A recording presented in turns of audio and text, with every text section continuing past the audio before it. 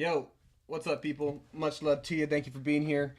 If you're watching the live, it's because you love us and we love you too. Enrique, Harris, and Sam. Today, we're jumping straight in. We're not going to fluff up what we're doing here. Building a $100 million pipeline. We already crushed that. We're at like 143.5 million, which is ridiculous. So today, we're just going to get straight into the action. I think right now we're talking about deal sourcing fees, as well as we're going to spend some time doing deal clarity. We are looking to buy a business right now, so we want to be very clear on what kind of business we're buying, and we'll just continue talking about what is that experience that sellers get when working with us, and Business that's it. is business is plural, Plural, baby. We're building a Multiple. platform. more We're than building plural. a platform. Yeah. Um, yeah, we're jumping straight into it today. Very excited. What do we got coming up on Saturday? Boot camp, boot camp, boot camp. We're literally going to give you ridiculous. We should not probably give away this much value, but we are. You're going to get all of our scripts. You're going to get all of the assets that we use for taking people through the seller experience. You're going to get to see the dashboard that we use, exactly how we manage these conversations, the scripts that we follow when we're having these conversations, the automations behind the scenes, like literally everything from uh, where do we get our leads? How do we do the outreach? What do the conversations look like? What are our responsibilities to make sure that experience is great? How do we refer to brokers? How do we get paid? And every single nuance in between those steps. Plus, you'll get sneak peek access to our app where if you want to do any sort of client acquisition whatsoever, we are literally going to give that to you. 30 days access where you just get to have fun and go ball out. But join the boot camp and we're going to hand you the keys to the kingdom. Yeah, 100%. And one thing that we just had a huge development on over the weekend was think Zoom info plus Clay for a fraction of the price. Baller.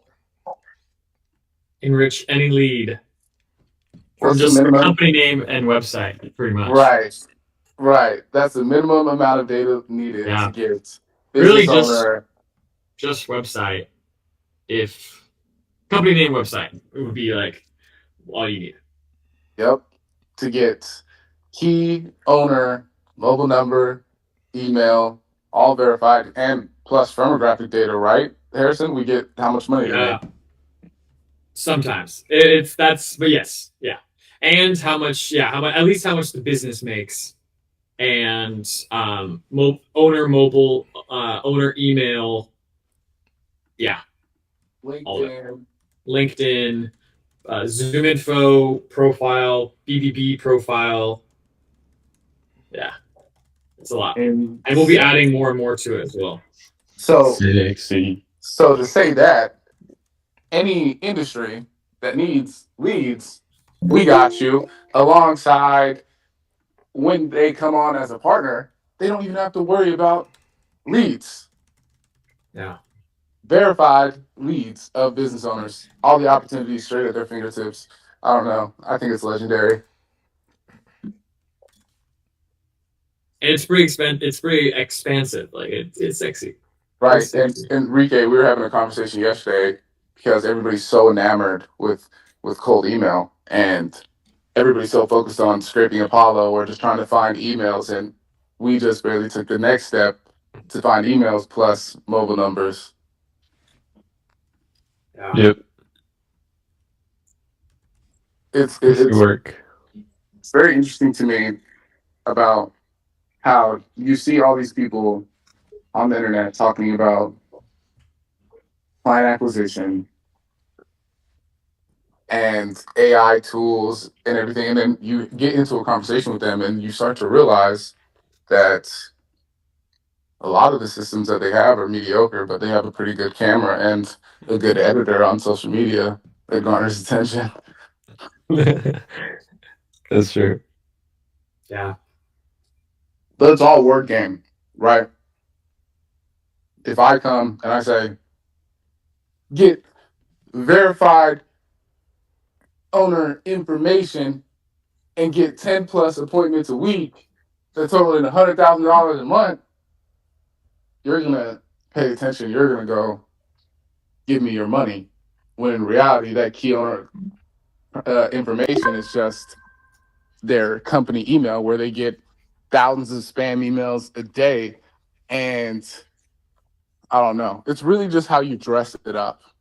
And that's the funny part about us, is because we're so raw and real and just giving it all away that it may not resonate with people, but it will resonate with the right people. And that's the part that I like, because it's authentic. True. Y'all ever feel like you'll sell out? I've been feeling like it lately. What do you mean? To the social media, to the you know, To that. to saying the keywords needed. Might It's just talk easy. about voice AI agents, receptionists. Sell this workflow for $10,000. Right. Anyone would say that. That's what I might do with this this lead scraper and enricher. I might say this $1 trillion workflow. Whoa. Wait, no, I'm gonna go get Zoom infos, like revenue, like how much Zoom info makes, and then say, like, whatever that is, dollar workflow. Sell this workflow for this much money. Yep. Do you ever think? I don't think we'll ever sell that workflow. Like, the only thing that I'll post about it is just say that, look at this cool internal tool that we built. Haha, you don't have it. If you want to see a sneak peek, ready? Oh, there it is. Right. And the cool part is we literally have an API in here that's depreciated that nobody can have access to unless they already had it. Yeah. So it's the best one. We can get phone numbers from anything. It'll always get a phone number. So 100%. there you go. Little sneak peek. Yeah, clear the screen. I just got anxiety. All right, though. You always gotta add color. You gotta add the little boxes, make it look. Yeah, no, that's my favorite word now. That's my I've favorite heard word. that. Color. I've been hearing that. Yeah. Gotta add color. Yeah, I'd be so glad to provide you that color. Like, I don't know. Once I heard a private equity firm guy use it, I was like, oh yeah, that's my next thing. Makes me sound smart. It's a good one. The only thing we should add is the Twilio lookup mobile. Yeah. We should add that to it. Yeah. Just to make sure. Gotta spend money, make money, baby. Mm-hmm. I'm gonna give the live another image of me, you know. Oh, they can't being outside. You're shining, brother. You're shining. I didn't get enough sun yesterday. I'm having a massive brain fart right now. I don't know. I'm trying to find my resources from Cody Sanchez. I have like the deal clarity worksheet and stuff, and I just can't. Oh, I just found it. Cool. Never mind. It's like, how did? Ask and ye shall receive. Yeah, I just don't even know how I'm just gonna save this tab in the browser now, but I don't even really know how I had that in the first place. Anyways, okay. Yo, Harrison. Yep. Hey, do you want to jump on another call? Let's do it. Cool. Yeah, y'all. I have a special guest coming. Cool. Sorry, everybody. We got some top secret stuff, but you'll see it on Saturday. All right, I'll start sharing my screen and Give me a link. Yeah, I will send it to you. All right, this is Infinite X acquisition. This is the one that I want to buy. Send it to your WhatsApp. Figure it out. Oops. Wait, look, that's coming because we're gonna do something with Mahek. Not Mahek. With Lance again. Cool. I have him joining. I have to ask him some questions. That's fine. How's he been doing? Go ahead. Well, this is going to be the first time I've talked to him since he just got back from a trip. But yeah, he's going to hop on. He's going to teach us a little bit about wholesale real estate. Oh, sweet. Just real quick. Ball out. Okay. I had another tab somewhere. Yeah, I'm enjoying it. Ricky. There we go. Okay, and people in the chat, say what's up, say what's up. Just so y'all know, I do have a meeting at 12 that I'm going to have to pop to. Yes, I'll let Lance in. I do too. I got to... Okay, that's cool. I'll run it. As long as you don't end the live. Yeah, no, you'll be good. I'll take the meeting from my phone. I will have to share some stuff on screen with them, but... you don't have to do that through the live. I'll just be sharing my screen or something. Yeah. No, you Lance. guys do your thing. I'll just walk away. What up, Lance? Lance, I'm about to grill you this morning. Oh wait, Lance, can you unmute yourself? What's happening? Yeah. Okay, What's cool. happening, fellas? So What up? we're moving very quickly today, and I have to grill you a little bit, kind of off topic, but how have you been doing? All right. How have these conversations been going? Has it been pretty good? Nope. What do you mean? I don't think I've got one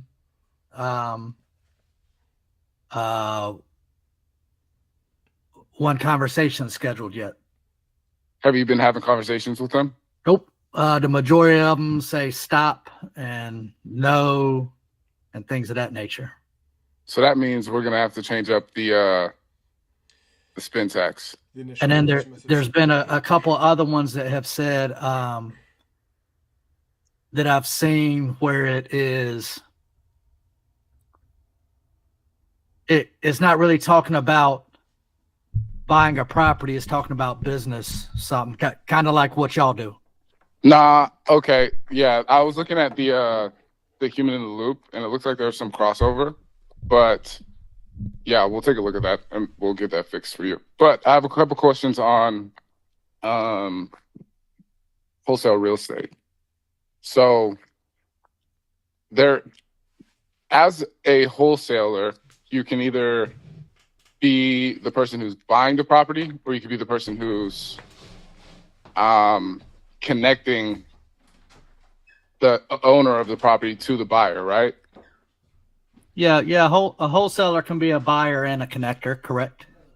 What is that term for the connector? It's just that's typically what a wholesaler is. A wholesaler is the one that locks the property up under contract and then finds the seller.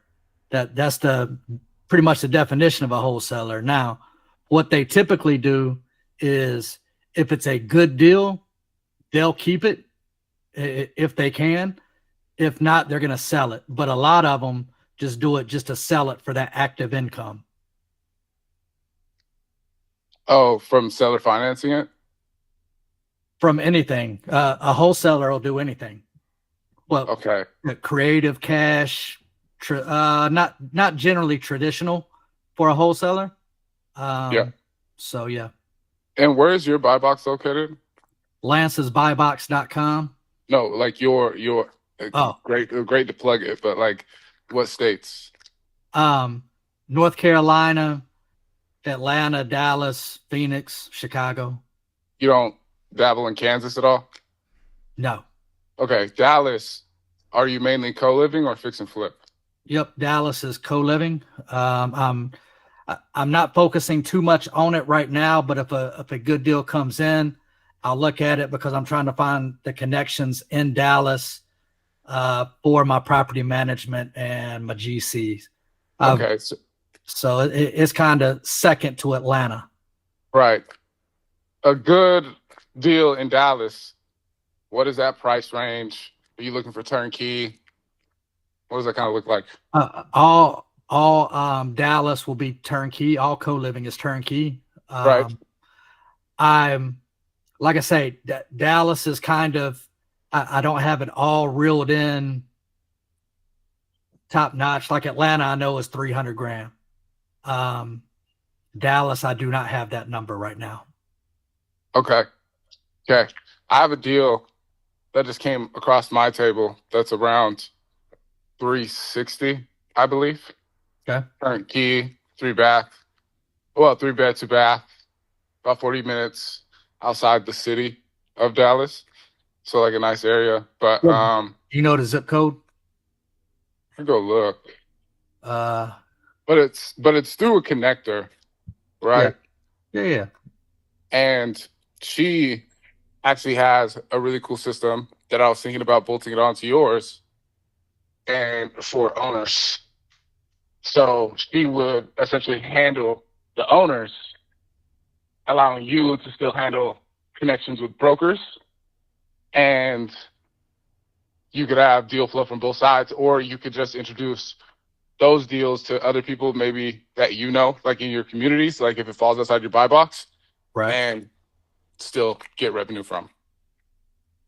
And she's gonna do what? She's gonna source owners and other deals. Okay, so she'll be essentially a wholesaler. Yes, but she doesn't know much of that process or Okay. the finances or what goes on to like get a deal under contract, etc. But she has the system to she's in the partner community like with us. Okay. But she has a system that is getting deals from off market from owners. Okay. So I don't know. Is there any synergy there? Do you see like, I know you don't like to deal with owners, but Right. if they were ready to go, would that be of interest? Yeah. Or of interest to some people in your community as well? Yeah. I know people that do stuff in Dallas. I know people that flip. I know kind of other people that do a little bit of co-living. So yeah, I mean, that would be of interest. Yes, if anything. And I know you're in another community, I think Place Morby, right? So like, if they had anything, like it would be more synergy on your end because like you'd still be getting paid for making those connections. Yeah, we both would. 100%. So yeah, if she brings it to me and I can't, it's almost kind of like a daisy chain. So she'd bring it to me, I would take it to somebody else. So it wouldn't be, because typically a wholesaler would make anywhere from 25 to 10 grand to 50 or 100 grand, depending on whatever. But if we're going to daisy chain it, we're both going to have to be in a realistic, how much are we going to make type deal. Right. And that's what I explained to her as well, because I was like, okay, this is what wholesalers do. They go get a house under contract, and then they raise the price 10, 25,000, and then they go sell it. So it's like, if you were going to partner with somebody because they have more knowledge of you, you would have to just run the systems and then, get into a handshake of what realistically you will be getting out of the deal for the work that you'll be doing. Right. And I'll talk to her and give her all the information that I got to see if she really wants to do that, if you want me to. 100%. I see synergy there. Okay. Now, let me ask you, when you were on your trip, how much time did you have to, manage any of those conversations? Because I know we put you in the human in the loop step.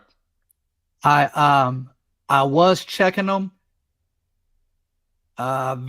pretty occasionally, and it almost looked like I was getting more from social media stuff, I guess, because I got my social media hooked up to go high level.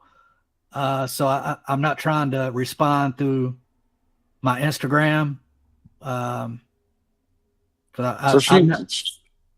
she also had social media automations ready to go for this. Like, she came and presented that the other day. But okay. I was reading over what was sent. I don't know if that's correct though. I don't know if that's correct, because you were saying some business stuff. So it might have said that like our stuff was like bleeding over into yours. So what I will do is that we need to sit back down and change your spin tax, because what that data is saying is that it's not resonating at all with the people that you're speaking to, even though they have an incentive to get these deals done. So we just have to be really point blank period and like straight to the point with them, saying like, "Hey, this is Lance Williard. I'm looking to buy this property. So Right. this isn't a scam. This isn't me like soliciting anything to you. Like I'm buying the property that you represent, that you have a fiduciary responsibility to the owner of this property." Correct. So just to be like clear and straight to the point, and I think that will resonate better. So that will be version 2. So we'll sit down. What's your schedule today? I can't today because I'm having to go through all these emails and all that from when I was out. Okay, 100%. Just text me. I'm going to. Do you have WhatsApp? Yeah, I got WhatsApp. Okay, I'm gonna get you guys connected, and then we'll meet again very to fix up that spin tax. Or if you give me your blessing, I'll go change it. Do your thing, brother. Okay, Do sounds your good. thing. Sounds good. We'll talk soon. All right, appreciate it, man. All right. All right, Yes. later. Take it easy, Trajan. See you, Lance. So, as you guys see there, data is a gift. Feedback is a gift. And in this case, with Lance, there were some technical difficulties. Very easy and very quick fix. And then also, once that messaging goes out, he was able to give the feedback back saying it wasn't resonating, which allows us to go back, change it, and make it work. And that's the game of all of this. That's the game. More data, better conversations, more clients, more data, so we can have better conversations, so we can get more Yeah. clients. Buy businesses. More clients, more data, better systems, more clients. I wish people thought more that way. Okay. Gotta spend money to make money. Okay, where are we at with these seller assets? Should we give them a breakdown of kind of like what from a 30,000 foot view, what we do from once the seller shows interest? Yeah, I'll just take you through the whole seller journey real quick, and we will have this all documented out at the boot camp. So if you want literally all of our assets to steal them, please do join the boot camp. So first things first is obviously we have data that goes into the system. We do the outreach. You guys have seen a lot of that already. We have our spin tax that's sending the messages to get interest. Once somebody's interested, obviously we schedule a call. So I'll take it from once that call is scheduled, what do we need to do? So I'm going to share my screen here.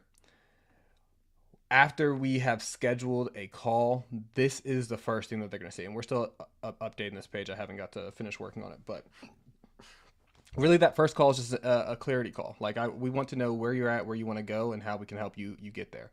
Okay, so we're just setting clear expectations, 20 minutes. This is what we'll cover. This is why it's valuable to you to show up on the call. And then you'll also get to meet our team. We'll have some bios there. So very short page, one pager, where they get to see. Also, we'll be sending an intro video. So about 30 to 45 seconds just saying, hey, whoever is the one who's meeting with them, so the deal sourcer in this case, let's just use me as an example. Hey, my name is Trajan. I'll be doing this clarity call with you. I'm really looking forward to getting to learn more about you as you are and your business and where you want to take it, whether you're looking for investment to grow or you're looking to sell your business. I want to make sure that you have all of the information you need to be able to move forward. So we'll spend about 20 minutes getting to know you, and I really look forward to the time we get to spend. Thank you so much, and I look forward to seeing you there. The reason why we're doing this is, again, we're setting expectations so they know what to expect in the call. And second, they already are starting to get this relationship established with us, so they are more likely to show up on the call and actually be ready to answer these questions. The intro call is actually super easy. There's really no friction in it at all. You just ask some questions to understand where the business wants to go. Done. At the end of that intro call, we are then sending an NDA. So they should have the NDA in front of them to see it by the end of that call. And it's just like, hey, just want to protect your information so that we can continue moving forward. What I'm going to do is you have this NDA, get that signed for me real quick. What I want to be able to prepare for you is an assessment so you know exactly what your best option is to be able to get investment or sell your business, again, depending on whatever they say. and let's just assume that this person is selling their business. I want to give you an assessment to show you exactly all of the information you need to be able to see what is the best path for you to take as far as selling your business. We'll put together a full assessment of where you're at right now, how are your operations running, so that we can present you as an asset that a buyer would want to buy. So what I'm going to need is obviously complete that NDA real quick, and then I'm also going to need the financials from your last 3 years in business. So we'll need 3 years of P&Ls, 3 years of tax returns, and a list of any other assets or debts that you have. So if you own your property, great, include that in some of the financial information. If you have a big loan out or you've taken on some debt, send that over to us as well. What we'll do is we'll start reviewing your financials, and then we're going to do an operations deep dive as well. So our next call is going to be this operations deep dive. Let's schedule that for next week, 7 days out. Pick a specific time. We're going to meet at 2:30 p.m. Eastern on Thursday. Okay, so you have the NDA. Get me those financials back over. I'll send you a form where you can upload your financials securely. It's our secure upload portal. We'll get that done. So you should be sharing your screen and showing them this is the secure upload portal. Have them pull it up on the call on their side. So they already have it open and ready. Same thing with NDA. Have them open up the NDA to confirm that you got it. And all that is, hey, I just need you to open up these resources. Just confirm with me that you got them. So you have the NDA up. Awesome. You got it. Sweet. All right. Do you have the upload portal up? Sweet. You got it. Great. Let's schedule our deep dive call. The value you are going to get is you will know exactly where your business stands today, where there may be some gaps in your operations, and this will be an incredible asset that you can then put in front of a buyer who would be interested. I have a quick caveat there. Yeah. Even on that call, Yeah. Sam, Sam, finish your thought. Yeah, on that call, we can even sign the NDA because the way mine is set up, as soon as I sign the NDA, it sends me over to my it has an edge function that sends me to the secure portal to implement documents. So then that is just an easy caveat. Look, I just signed the NDA, and then you'll be sent to this page. Boom, boom, boom, boom. And then you, boom. I show you that I signed the NDA, and then I'll show you that it sends me straight to the secure document upload portal. So then you could just walk them through that. They see it, they got it. They could even get it done on the call, but they already know what it looks like. I don't know. It may be hard to have it two separate things. I like that. The NDA sign goes straight to the upload portal. Let me give Enrique this. Enrique, can you type it now? 665037. You got about 15 seconds. Not even 15 seconds. 665037. It's about to change. Got it. You got it. Right, cool. Yeah. So clutch. Easy. NDA is signed. Secure upload portal. That is happening at the end of call number 1. Set expectations for call number 2. We'll do a operations deep dive. Hopefully 72 hours after the intro call. Like, yes, we could set it out a week out, just depending on how quick the access they have to those financials. But we can get a quick turnaround time to analyze it internally and also externally. Yeah, just within a week. Within a week, just make sure that you have something on the calendar within a week. Boom, you're good. Okay, so that is intro call. All the expectations being set during the intro call and what is next. After that, we'll get the financials back, whatever. There's not really anything you need to do with them yet. It's not your responsibility, except for just make sure that you have all the information requested. 3 years of P&Ls, 3 years of tax returns, asset list, debt list, and that should be enough to start. You're good. Then we have the deep dive call. So before the deep dive call, again, we're sending reminders out.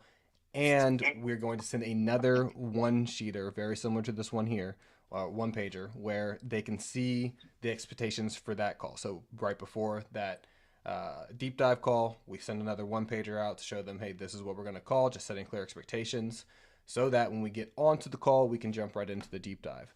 Also, at this point, we should have already at least seen that the financials were sent. That way, if they haven't been sent, you can remind them to send them. If they have been sent, but you're noticing something is missing, you can just say, hey, I noticed that this was missing. Is there a reason why? And if you have any other questions about the financials, something that you don't know if it's the right resource yet, you can just ask during that deep dive call. The deep dive call is where we're uncovering what's happening in their operations. So we have a complete script with every question that needs to be asked and answered. It doesn't have to be followed exactly, but you do need to get all this information about their operation. So covering their marketing, sales, onboarding, delivery, retention, and any other details around admin work, just what's going on day to day. Do they have systems in place? Do they have everything documented? How much time is the owner spending in the business? Do they have a team? What does their team org chart look like? What are the roles and responsibilities? Do they have retention in place for their current employees? Do they have retention in place for their current customers? Is their supply chain diversified enough? Is their customer base diversified enough? That kind of information, right? So that is And this call will be about 60 to an hour. 90 minutes long. Yeah. We call it an hour. You should be able to get through it in an hour. Some sellers are chatty, so 90 minutes, but if you schedule for an hour and then just don't, give or take 30 minutes on both sides, you should be fine. Handle that call. At the end of that deep dive call, so this is your second time meeting with the seller, you say, great, I have all of the information I need. Now what I want to do is I want to actually put together your complete assessment. This is going to tell you exactly where you're at right now, how much you may be able to sell for now, if that is the path that you want to take. Or alternatively, how you might be able to grow to prep for sale. And it's really going to be up to you. Let me go put this assessment together so you can make that decision for yourself, okay? Great. Schedule the assessment review call. That one does need to be scheduled a week out so that internally we have enough time to do the assessment review, which means, again, your responsibility will be doing the intro call and the discovery call. We'll actually do the assessment and we'll do the assessment review because it's going to be a bit more tactical. And we want to make sure that that deal actually gets closed. Okay, so putting the ball in the hands of the people who are the most capable to make sure we all get paid is what's happening here. So I want you guys to be able to focus on your area of expertise, building that relationship. We'll do the assessment internally. We'll do the assessment review call. You have the option of being there on the assessment review call. Great. You don't really have to be, but if you want to be involved, 100% you should be. So we schedule that assessment review call at least a week out so that we internally, Infinite X, has enough time to go through and do the assessment. We put together an assessment report the day before. So again, we at the end of call 2, we should have call 3 scheduled, which is the assessment review. The day before the assessment review call, Dan, what you eating? Yeah. Yeah, buddy. Yeah. 1 second. Tight. Yeah. Like that. Little breakfast. Little some. I've been up all day. This is like the second breakfast. You get a little bit hungry after you've been up for about 5 hours. No, I feel you. I'm cranking with water and a whole case of yerba, and I got another case I ain't even bust out the box yet. But that's what's fueling me this morning. Some water, yerba, and I'll be honest, and a cigarette or two. You'd have never had yerba, dog. Yerba is like. So yerba mate is a tea leaf that is naturally caffeinated. So it's like organic coffee is the best. Yeah, my sister lives in Argentina and she's obsessed with it. I love yerba and cachava. So yerba, if I need a little oomph, a little pick me up to get the day going, and cachava to just have sustenance throughout the day and get that protein in. Love it. Are you talking about drugs? Get onto the cachava. Crazy. Kavaka, as I was calling it for a while. Kavaka, yeah. Are you talking about drugs? Whoa. Okay, I want to finish up the assessment because I do have a meeting that I have to hop to real quick. I could pick up where you left off. Send it to me. Let me. Okay, so assessment is done right before the assessment call. We send them the assessment so they have time to review it. We show up on the assessment call. Everybody's ready. Great. If they have reviewed it, awesome. You can go through it high level still. If they haven't reviewed it, you go through it detailed. Either way, you want to go through it to make sure that they're aware. And then we pretty much just ask them, hey, now, based on what you see right here, do you want to sell your business today, or do you want to grow it up to a certain dollar amount and then sell it? If they choose path A, easy, great. we'll get you introduced to a broker who does deals just like this all the time.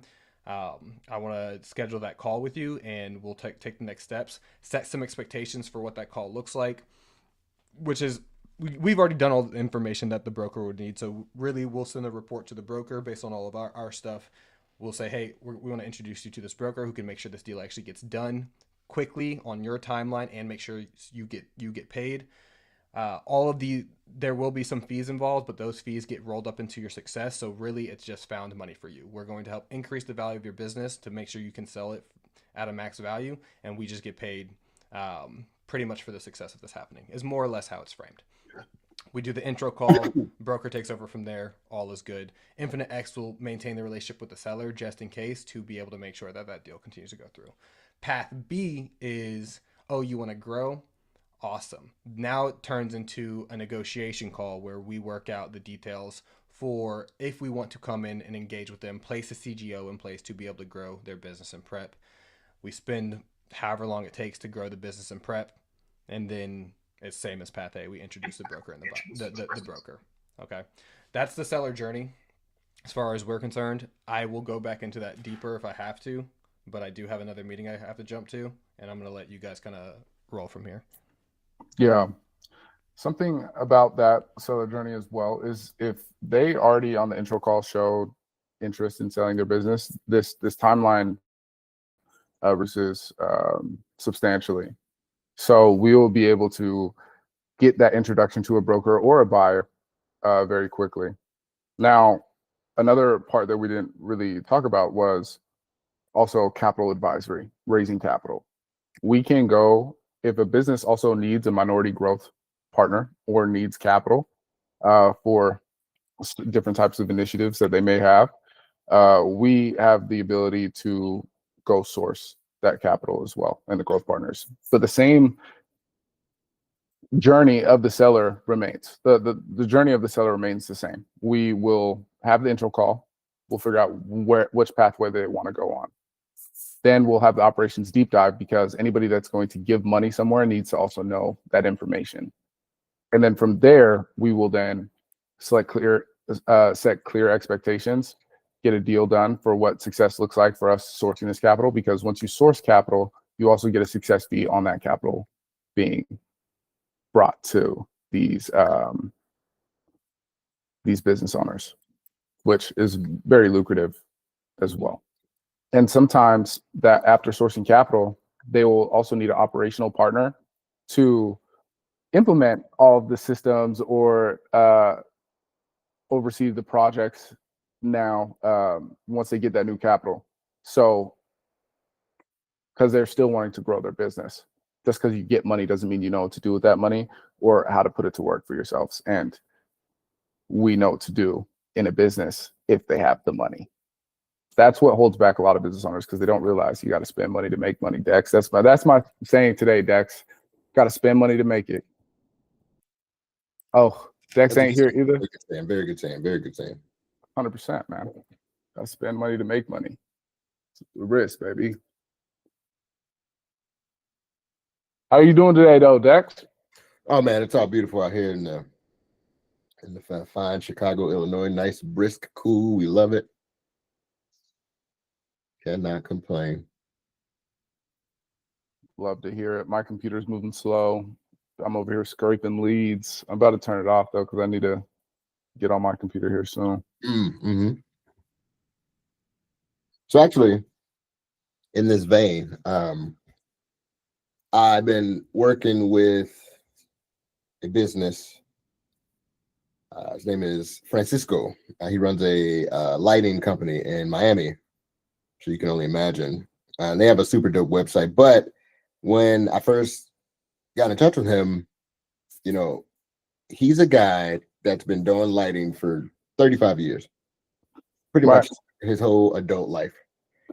And he loves it. Like, it's what he does, it's what he wants to do, it's what he wants to continue doing. He himself has enjoyed sort of the fruits of his labor, but it's Miami, you know, fast living, fast life.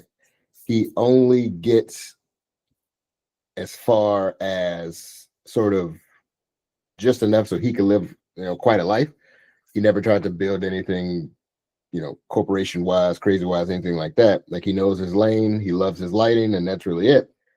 They've done deals or partnerships with, Aston Martin, all these big brands, and putting up lights for them, building stuff for them, all sorts of craziness. So when I first got a hold of him, we were talking. He was under no circumstance wanting to sell. He said even if he did sell, he would just tomorrow start another lighting company. Like that was his goal and his passion. So we were talking to him about some different options, but at the end of the day, he's like, if the right offer comes around, I will sell this company. And I said, Right. Fair. I mean, that's fair. I feel like that's everybody. He's like, I don't want to, I prefer not to, but he's like, if somebody comes with a valuation that is mind blowing, of course, yeah, I'd sell it and then immediately start another company tomorrow. So that's a way to go about it. But he got his valuation back, so now I gotta link up with him to see, if he's liking the number, if he's looking for that, growth equity, like kind of where he's at, where his mind's at. But it's just interesting when you sit down with sellers, or excuse me, with business owners who don't see themselves as sellers. Just how quickly, if that number is saying the right thing, they'll jump around and move. I just think people are trying to maximize their value as much as possible. At the end of the day, that's really what it is. Yeah. Whether that's going to be us, somebody, a partner coming in to assist, or whether they can exit for enough juice. I guess it just depends. 100%. I'm gonna share my screen. Yeah. Well, she left her screen sharing. Let me see if I can.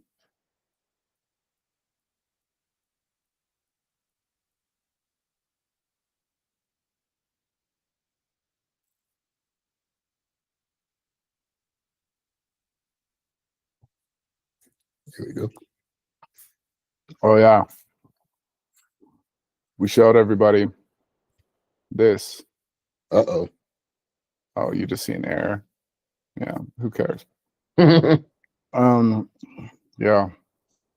This workflow right here, Dex. Were you here earlier when you saw it? I was not. Okay. So this workflow right here, actually, I'm to this so they can see my face. Is this the one with actually no, it looks a little different. Yeah, I don't know what this one is.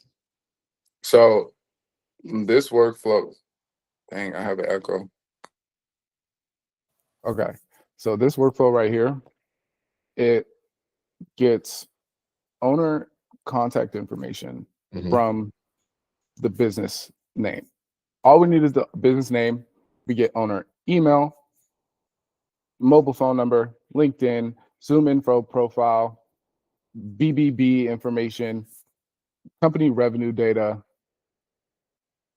all from this workflow.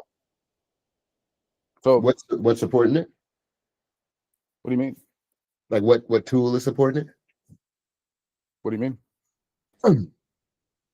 Like, are we? Where's it getting that information from?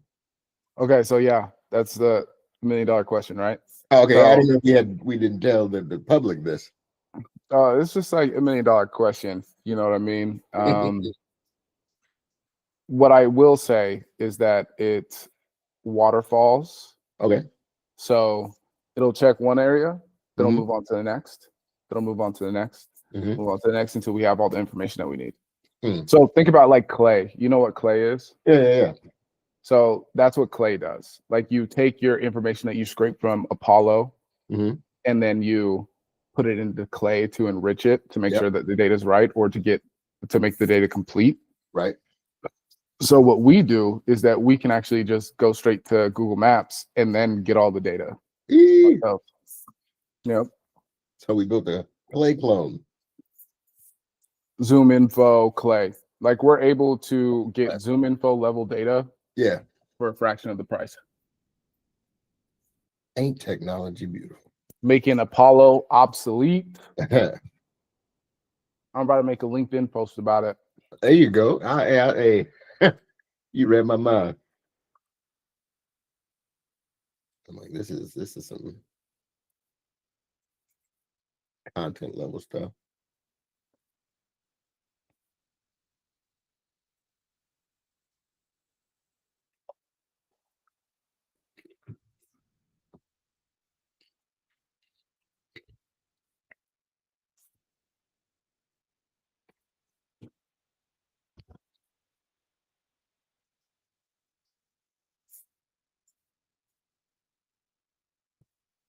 I meant to tell you too, I just hit over 500 connections as well myself. Congratulations. Thank you. Nice long road, but I could be a part of the 500 plus club. And they still won't let me go live from my account. Tragic. Oh, people can go live on LinkedIn? Yeah. But I can't. I have not been approved. That's crazy. And then there's no like way to go request approval, but you know.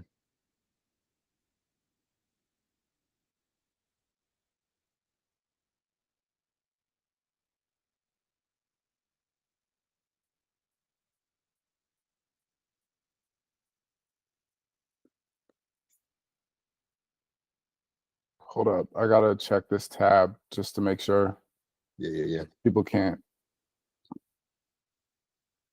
read it. Uh-oh.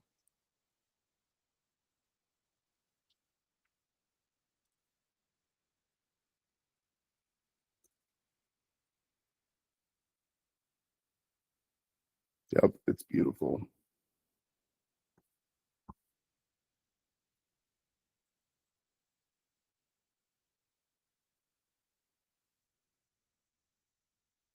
Beautiful, man. Now to make a LinkedIn post.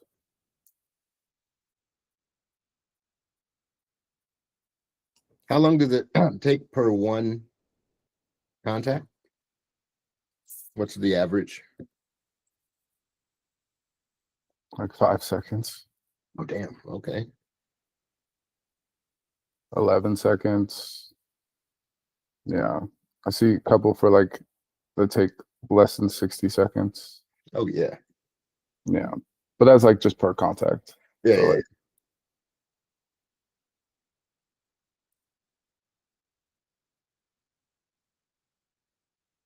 You said you did or were posting what do you mean? the LinkedIn post? I just went to your page. I wanted to make sure I did guessed. Facebook. I did Facebook first. Oh, okay. Now I'm doing Threads. I could show them.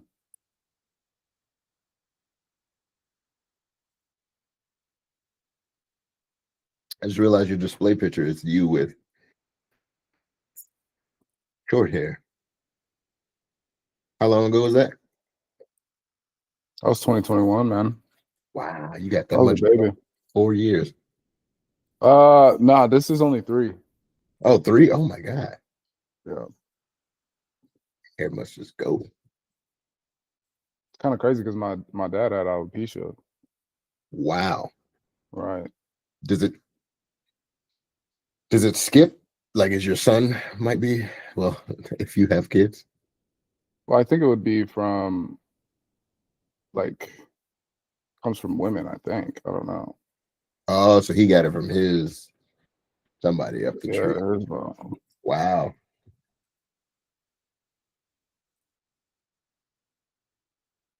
I like that. Now we can go from I found this business to I'm on the phone with the owner. Now, do you have you built it to where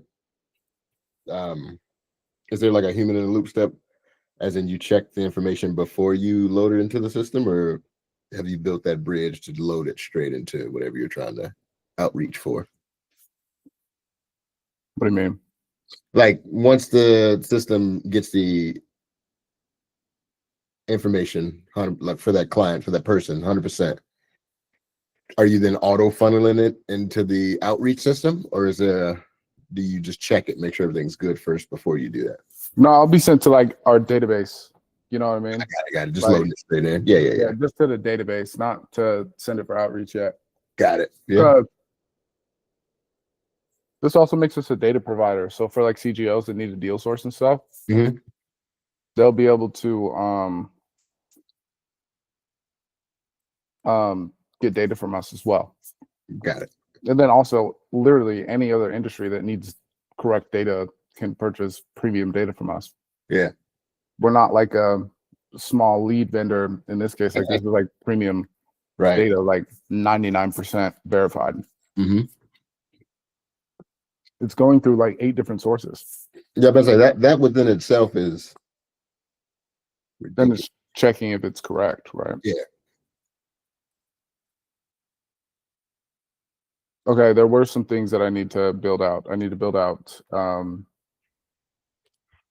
more seller assets. Right. I did want to wait for Trey John to come back because, you know, although like a lot of our ideas and a lot of what we're doing is very similar, Mm-hmm. like in the assets that we like build out, but wanting just to be aligned in lockstep every single time that we add some of these components on. Like for example, I could show y'all here. Lovable, my best friend.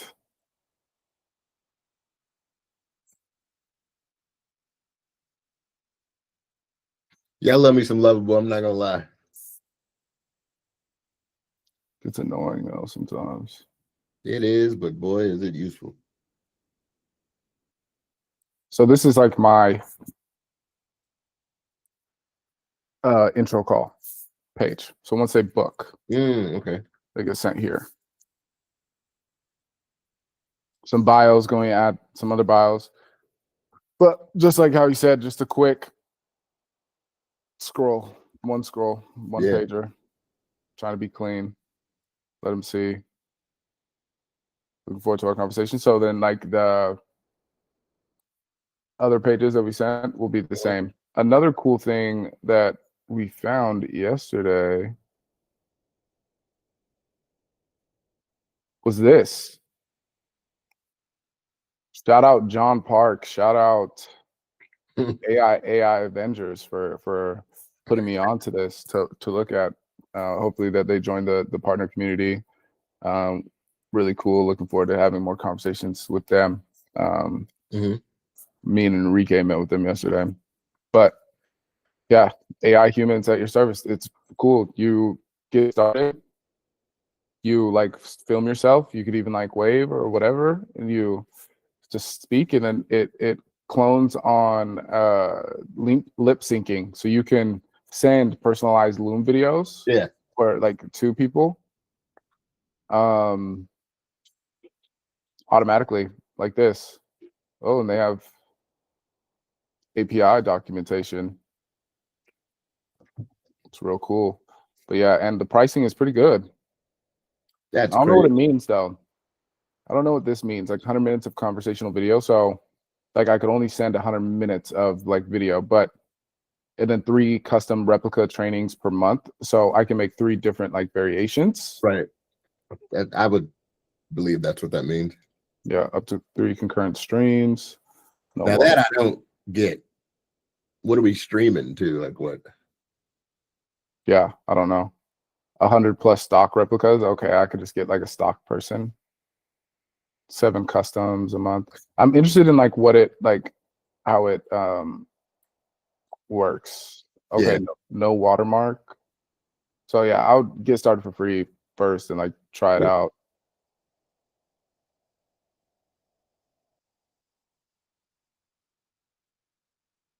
Their sales reps got to be just spending most of the day explaining. Yeah, custom replicas are digital twins of your users.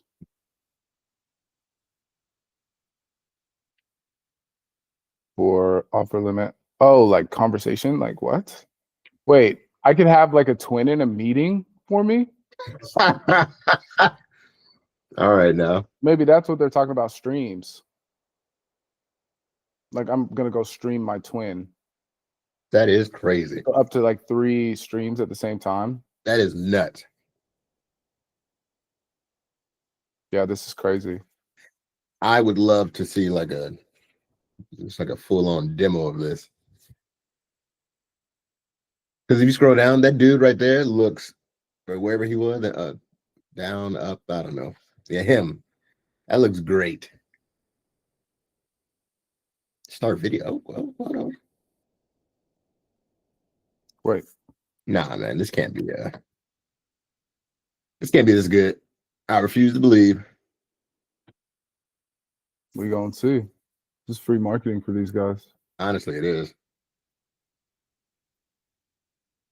Um,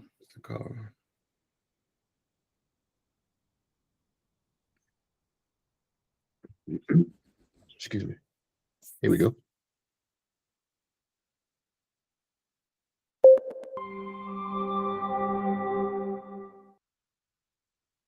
Oh, hey, was just floating around in the digital void and thought I'd check in. What's on your mind? I'm just wanting to know how good you are with your lip syncing capabilities. I'm pretty decent with lip syncing. Thanks for asking. I've got some advanced models working under the hood to make sure my mouth movements match what I'm saying. It's all part of the conversational video interface magic. Want to test it out and see how realistic it looks? I kind of do, because like me looking at you right now, it doesn't really seem like it's that natural. Right. Fair enough. I mean, I'm a work in progress, right? The tech is still evolving, Are you the but I'm getting best? closer to that. Are you the best available, or on a custom guy is it better? I'm one of the top of the line models, but saying I'm the absolute best might be a stretch. I've got some amazing tech backing me up, like Phoenix 3 for my facial expressions and Raven 0 for understanding the visual context. So if I go But to there are other Raven Zero or the other one, would I get better output? Like, where do I go to the source to recreate Tavis if I wanted to? Raven 0 is actually the model that helps me understand the visual context. So it's not necessarily about getting a better version of me, but more about how Tavis's tech works. What about If you're interested in learning more about the tech Phoenix? behind Phoenix Tavis, 3. Phoenix 3, is that the other one that you're talking about for the lip syncing? you're digging deep into the tech behind me. Huh? Yeah, Phoenix 3 is indeed the model responsible for my facial expressions, including lip syncing. It's a cutting edge tech that helps me look and feel more human like. I'm running on Phoenix 3, and it's doing a great job of making my expressions and lip movements look natural. Want to know more about how it works or what else Tavis has been up to? Yeah, I would love to know that because I would want to recreate it and make it better. That's a great attitude to have. If you're interested in learning more about Phoenix 3 and the tech behind it, I'd recommend checking out Tavis's developer portal or research papers. They've got a lot of information on how their models work and how they're developed. Ask him if he's As open for source. making it better, I'm sure Tavis's team would love to hear your ideas. They're always looking for ways. Ah, What did you say? I would say ask him if he's open source. Or if they're locked down. You can look at the developer portal. But yeah, that article I sent, I guess, is like breaking down the different layers on top of each other that's getting this to happen. It's not horrid, I will say. Like, it's not miserable, but obviously the tech's not there yet. Give it about 2 years, this will be all the rave, I'm sure. Probably not Yeah, even that long, to be honest with you. 100%. 100%. I like Okay. how he was basically like, what are you asking me all these questions for? All these Yeah. under the hood questions. No, I love to break AI agents. Tell Oh, me yeah. how you're made. Give me your prompts. Let me know. I want Right. to see if your stuff is better. Like, especially like when people try to sell me stuff with AI agents, like I always test the prompts. I always want to know, Yep. like, how good are you? Yeah. So very interesting. So much to do today, man.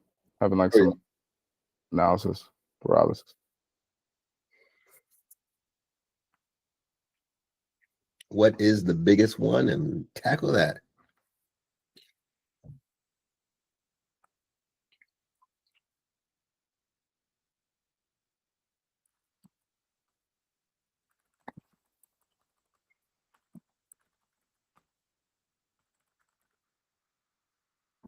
Where's Mr. Harrison?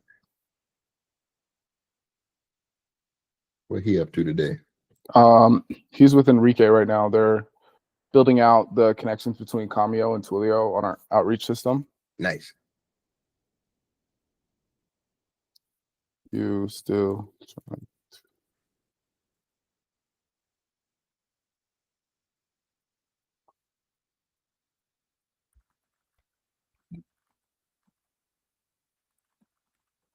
I will say, and this is just me as a person. We're talking about decks specifically here. It takes a lot of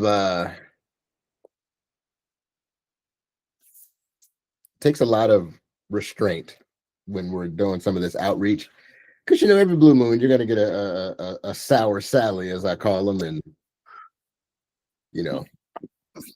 F you, hope you die, that sort of stuff. And I'm blessed to be a very even keel man, and my I don't get hot as fast as most people. But boy, in the moment, I'd be wanting to just type back the most wildest stuff, and I'm just glad I don't. The big God bless you. You're getting attacked. Yeah, man. Crazy. Hey, that's a good trait to have, honestly. Yeah. Stay even keeled throughout all that. Yeah. You just be saying some crazy stuff. And I was like, see, what helps me is at the end of the day, it's like, I know if I was in front of you, you wouldn't be saying these things. Like I did Right. That's where I'm at with it. That's kind of how I gauge my line. If I feel as if you're the type that would probably say it in front of me, that might be a different thing. But I'm like, brother, you're having a bad day. It's all right. You don't mean it.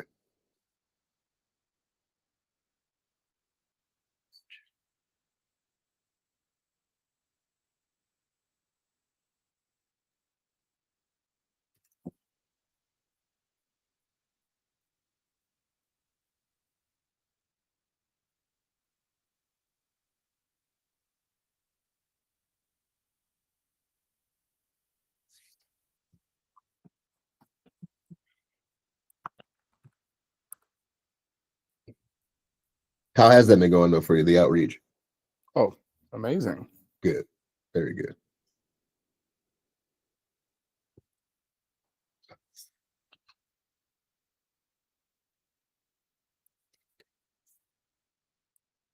Okay.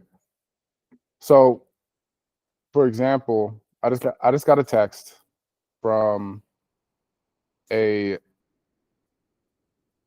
company who is looking for $35 million in exchange for 35% of their platform. Woo. So now I'm gonna get on a call. Here we go.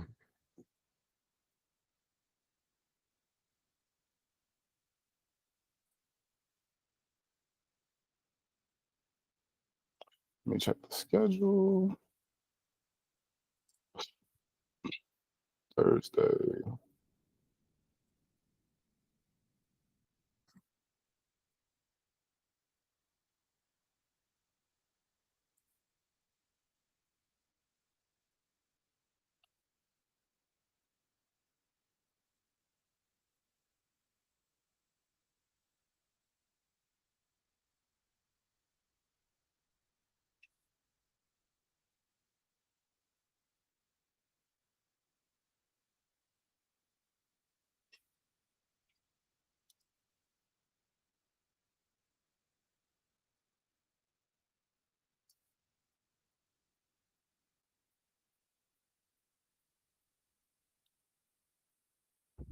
Actually, this is Francisco calling me right here. I'll be right back. Okay. Yeah.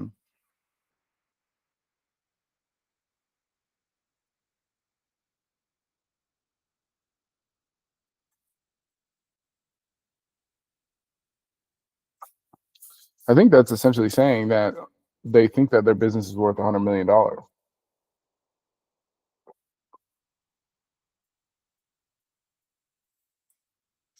Yeah. So in our minds, we would step into that conversation, getting their financials, understanding their operations before we would connect with potential investors to figure out if 35 million is a good valuation. Now we would connect them or help them go on the right road show to go find that money and the right money for them. Because there's a reason why they don't have $35 million right now. And we'd be investigating that, either take them down to earth or believe in their own vision and then go help them with that. See, that's the other thing. You have to always choose clients that you feel aligned with and that you believe in. Like if you are just searching for money and just searching for the easiest way to get money, you'll never find success. Or whenever you do get that money, you will feel drained working with clients that you don't really believe in their product or their vision. So you must only go in places that you feel truly aligned with. Point blank period. Point blank period. I feel kind of lonely here by myself and talking on my soapbox. You guys enjoy being here.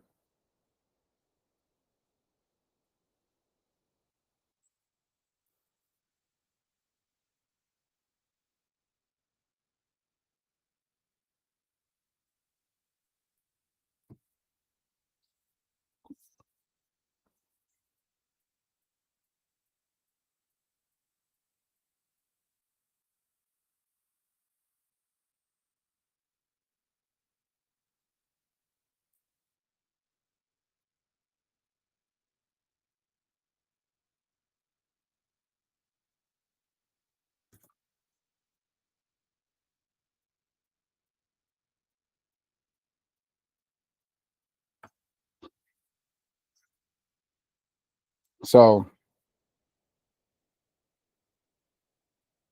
actually, I'm gonna do this. So I got a text from another person within like the AI and agency space. And one thing that he said to me was, one moment, I'm scrolling to it.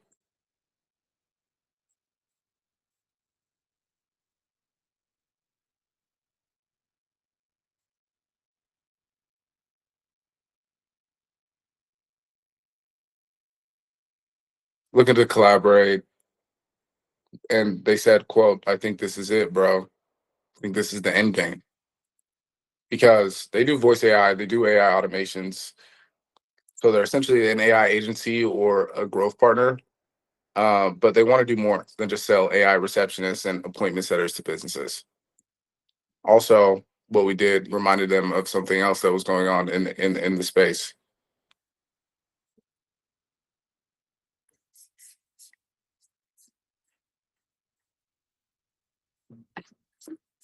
But yeah, looking forward to that. They're gonna come to the boot camp. We're gonna show them everything, and they're really excited. I'm really excited. It's gonna be a really cool deal there.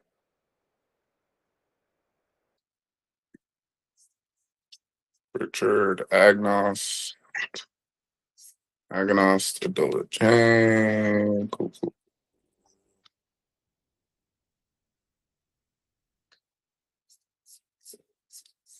Sure, I'm gonna pull up YouTube and see if you guys have any questions that you guys are asking.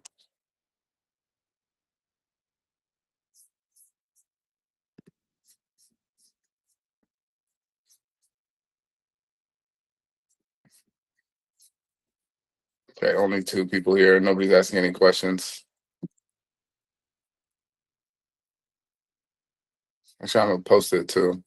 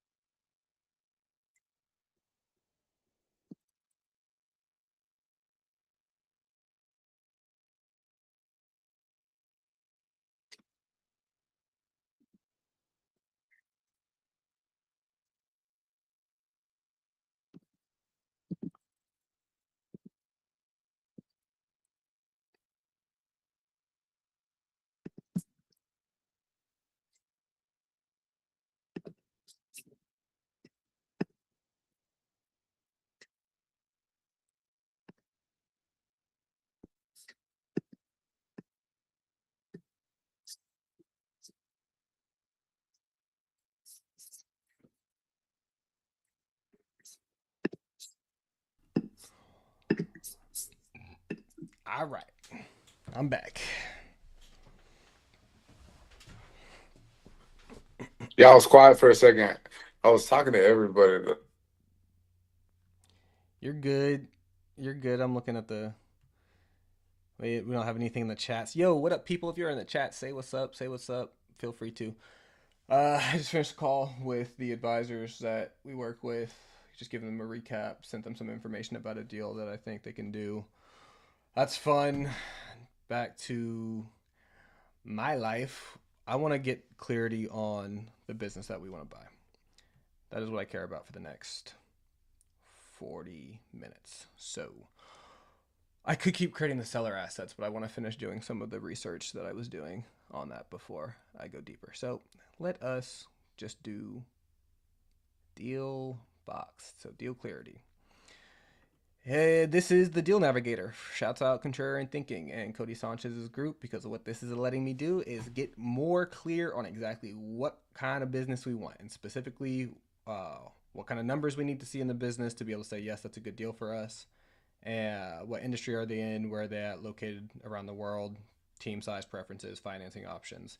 That's what we're going to do for the next 45 minutes. So if you want to understand how to get clear on exactly what kind of business you could buy in and how that might work, this is the moment for you to be locking in. I want to be clear on this. I will be structuring something where I'm not paying out of pocket to inevitably come out with ownership of this business. We will be finding financing partners to come in and buy this business with us.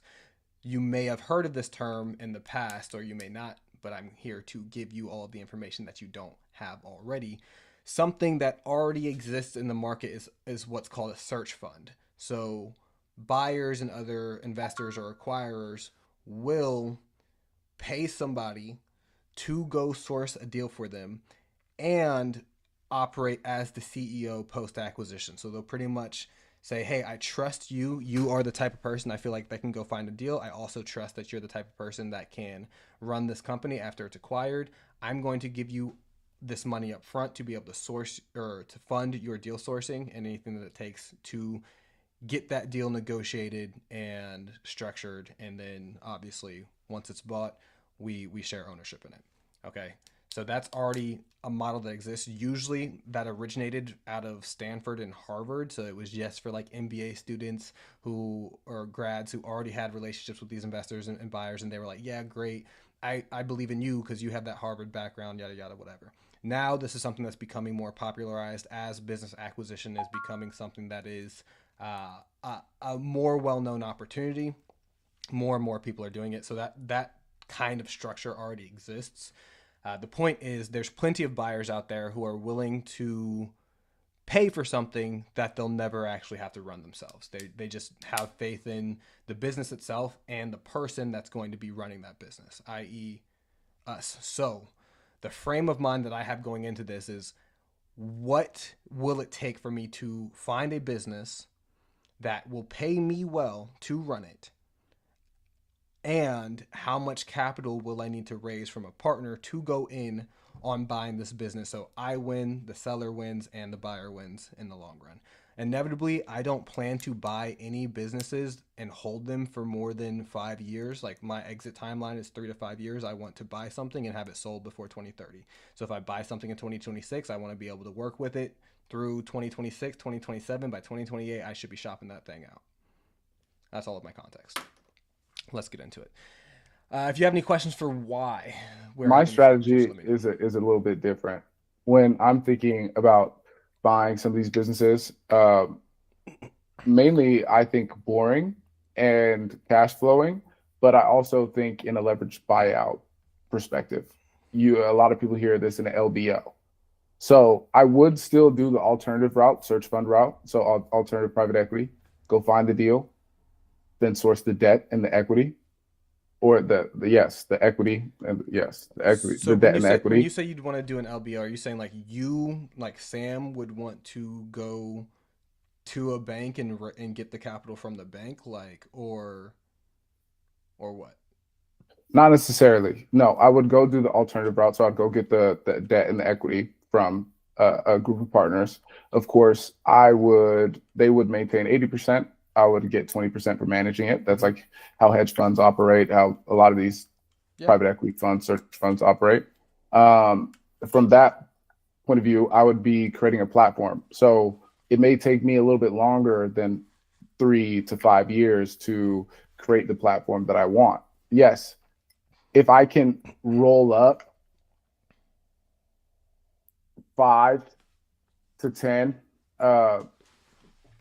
manufacturing companies or HVAC or something like that, and then take what my original investment is and turn it into like $100 million platform, that's what I'll do.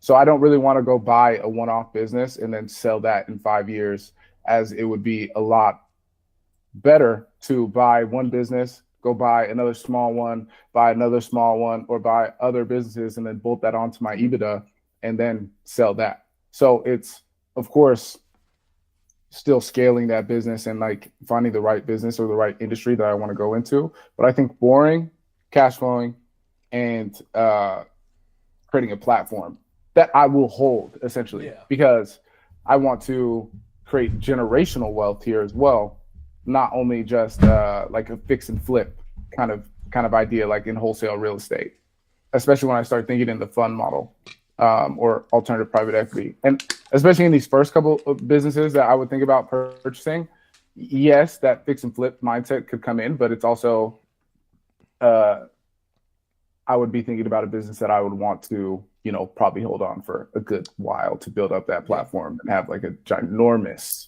amount of wealth to exit from, and also leverage to be able to utilize in the future with different acquisitions or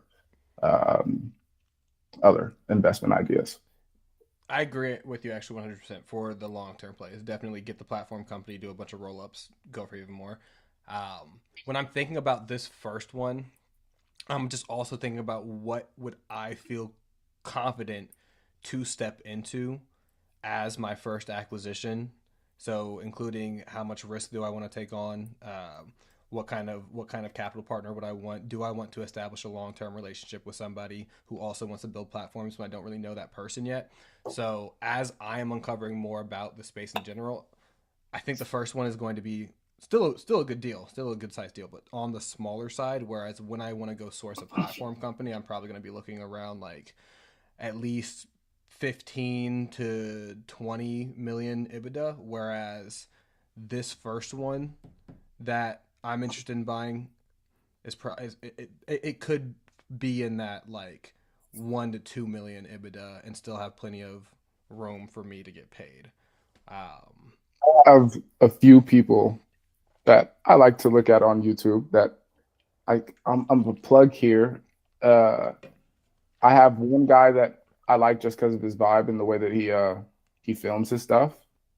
So here is a free resource that people use. Has a cool path. He's trying to build $100 million platform company. He's in manufacturing, and he's also building up HVAC in the UK, because HVAC United States has already been consolidated a lot.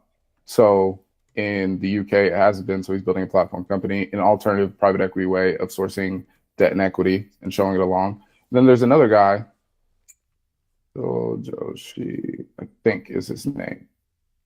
Okay, this is not his name. Tripping. Let me search him out real quick. But he has some pretty good content, even though I don't agree with his deal sourcing methodology, because his idea is still in the old realm of things, and he's just selling a course, even though he does also have his own like fund, as he says. So I argue with him on threads all the time, but that's just because I'm me and I'm Joshi. Cool. Found it. He's a M&A roll-up advisor, healthcare founder, apparently. And then he sends you to his Telegram page. Yes, I'm pulling up his YouTube right now. What was he's only been plugging his Telegram a lot, which is just called like leveraged buyout. Yeah.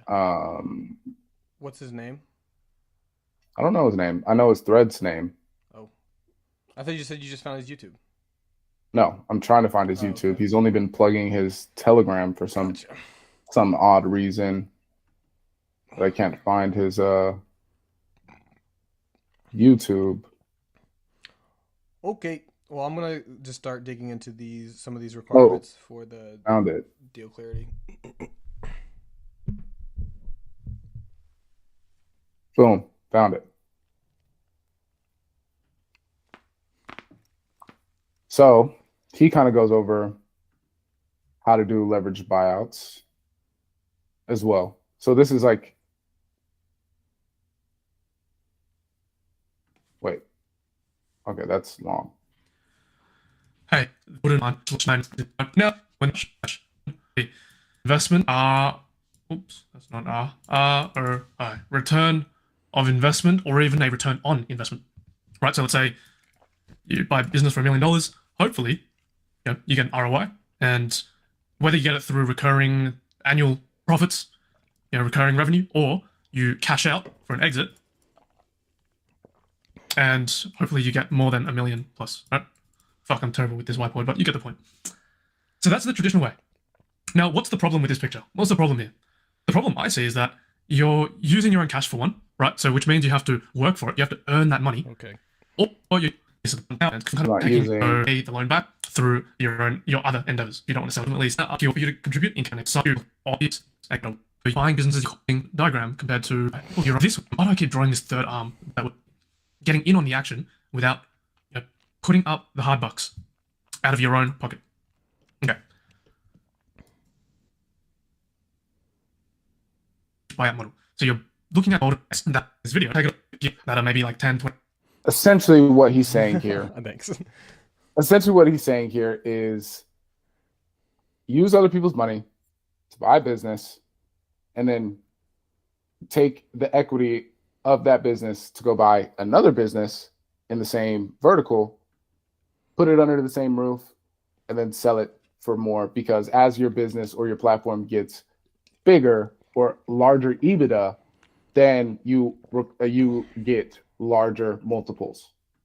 So if I buy a $1 million EBITDA company and I go buy 4 other $1 million EBITDA companies, and now my EBITDA is at $5 million, I get a larger multiple than if I sold it with the 1 million EBITDA company, even if I grew it to 2 million EBITDA. And I could use the equity in the company that I just bought to buy the other company. Therefore, I'm not utilizing any of my own cash. And when you say use the equity from one company to buy the other ones, do you mean like use your equity as collateral in going to do another LBO? Yes. Okay. Yes. So, and that's really the funny part about finance, real estate, commercial real estate, anything. Nobody ever has the money. Nobody's ever using their money. They're just leveraging debt the entire time. So they're just essentially saying, okay, I owe you this money, but you know that I'll pay you back because look at my money that I have here. And then they'll give you the money for it, you buy it, and then whenever you sell the business, I still have some money to pay back to the bank, but that will be a fraction of the money that you got because you just sold the platform for a much larger multiple because you already rolled up all the other companies. Makes sense to me. Exactly. So it's just like recycling, using somebody else's money to gain leverage, and then using that leverage to get more money that is then going to increase the value for the person who gave you the money in the first place, because everybody ends up walking away with more cash at that exit, and then you just turned your leverage into cash for you. Private equity. Yeah. That's what private equity companies are doing. Boom. Okay. So, and his whole thing is speaking to business owners, saying, if you're not acquiring, you're the target to get acquired. So rather than trying to scale your own operations or trying to figure out a way to be able to grow your company, just go buy another company that is already doing what you're doing, that's smaller than you, and then just patch it onto what you're already doing. So now you're worth more, and just leverage other money to do that, because this company's already cash flowing. So also with the Cody Sanchez way is saying like, okay, don't start a business as well.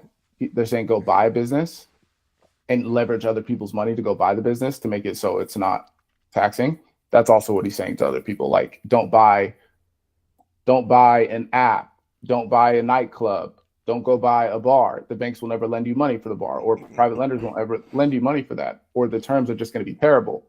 Go buy waste management, go buy something in healthcare, go buy HVAC, go buy something in manufacturing, like boring businesses that the banks feel comfortable with lending money to because they're very stable and whatnot. The revenue multiples may not be amazing, but whenever you just continue to roll these up through creative financing ways or just finding the debt and equity, then it's like, okay. And at the same time, you don't even have to know how to run these businesses, because you just implement operators into these businesses that know far more about how to put a roof onto the business. Where we come in, though, we're also tech enabled. So then we can take a look at the operations of the business, and then make it just completely more efficient to drive more revenues, to retain more clients, et cetera, et cetera, et cetera.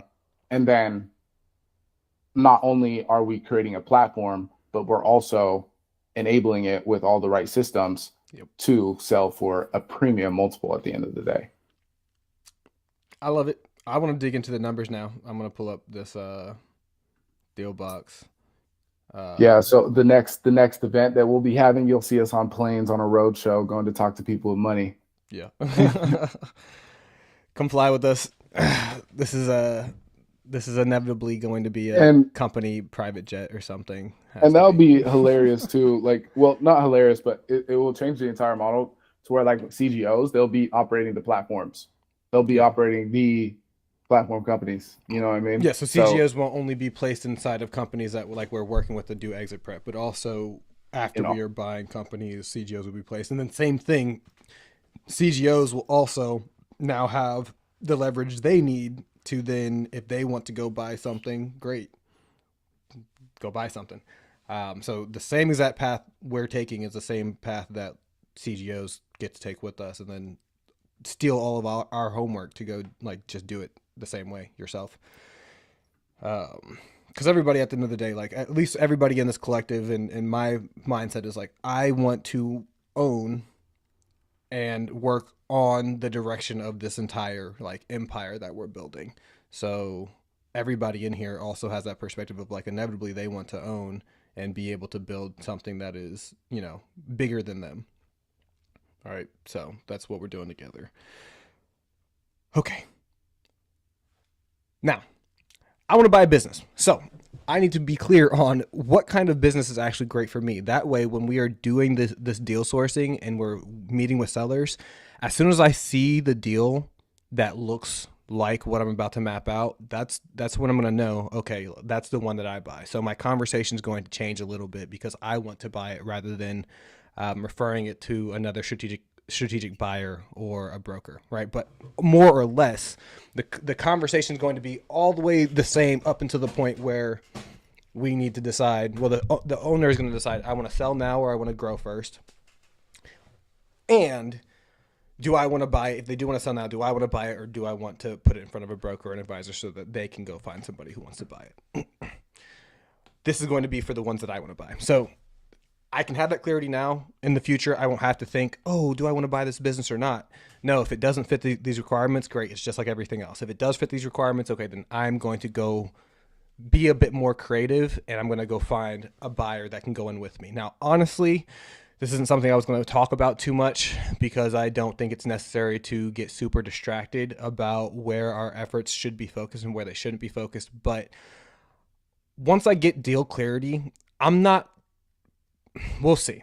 It's not likely, just knowing me, I'm not likely going to wait until I find the perfect deal to be able to start having the conversations with buyers or other partners who might want to give me the money.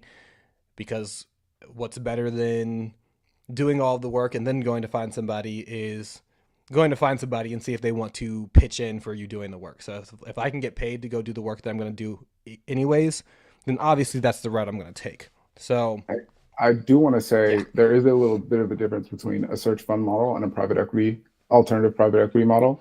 So a search fund will focus on one singular small to mid-sized business, and that will be the only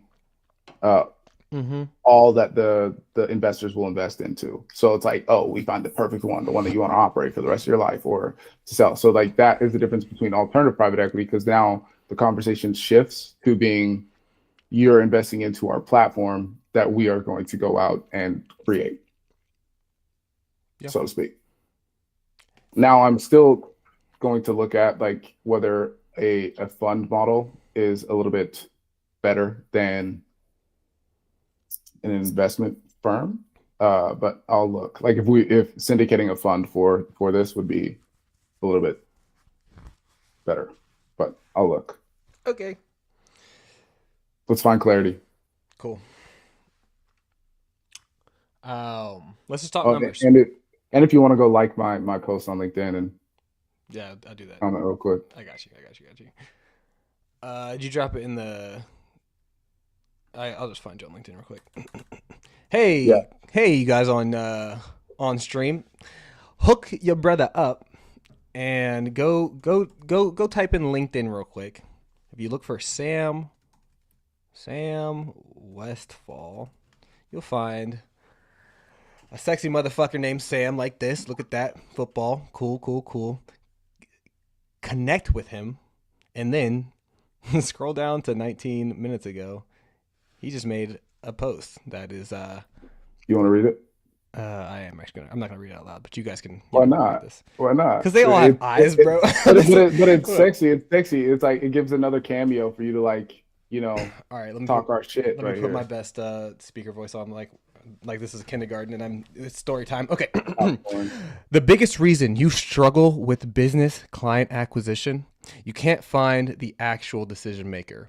You get office numbers that go to voicemail, generic info at emails with nobody checks, LinkedIn profiles with no contact info, gatekeepers protecting the owner. Meanwhile, you're paying $10K to $30K a year for databases that give you everything except for the mobile number. We got tired of this at Omnera.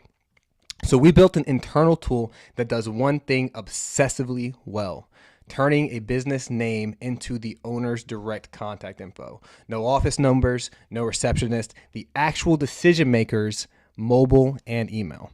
How it works: input, business name. That's it. Output, owner's name, mobile number, email, LinkedIn, revenue, and BBB info. Quality is Zoom info level accuracy. Cost less than paying for the big databases, and speed. It happens in 5 seconds. We run this for every deal we source. It's how our CGO partners connect with 1,000 plus business owners per month. The difference between having this tool and not having it: one gets you the phone with the owner in 5 minutes. The other gets you stuck researching on LinkedIn for an hour. We're not selling this. It's proprietary to Omnera's deal sourcing infrastructure, but I'm sharing it because if you're serious about acquisitions, you need to solve this problem somehow. You can't buy a business if you can't reach the person selling it. Build or buy the tools that get you to the decision maker. Everything else is noise. And that's Sam's LinkedIn post. Okay. Let me give you a little love. Getting to the actual person. Oh. I'm late.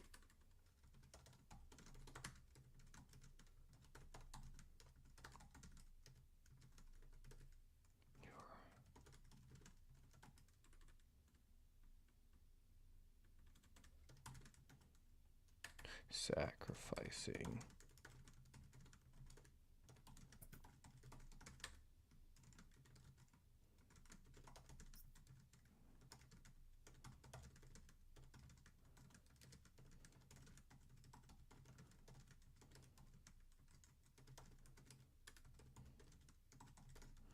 Boom.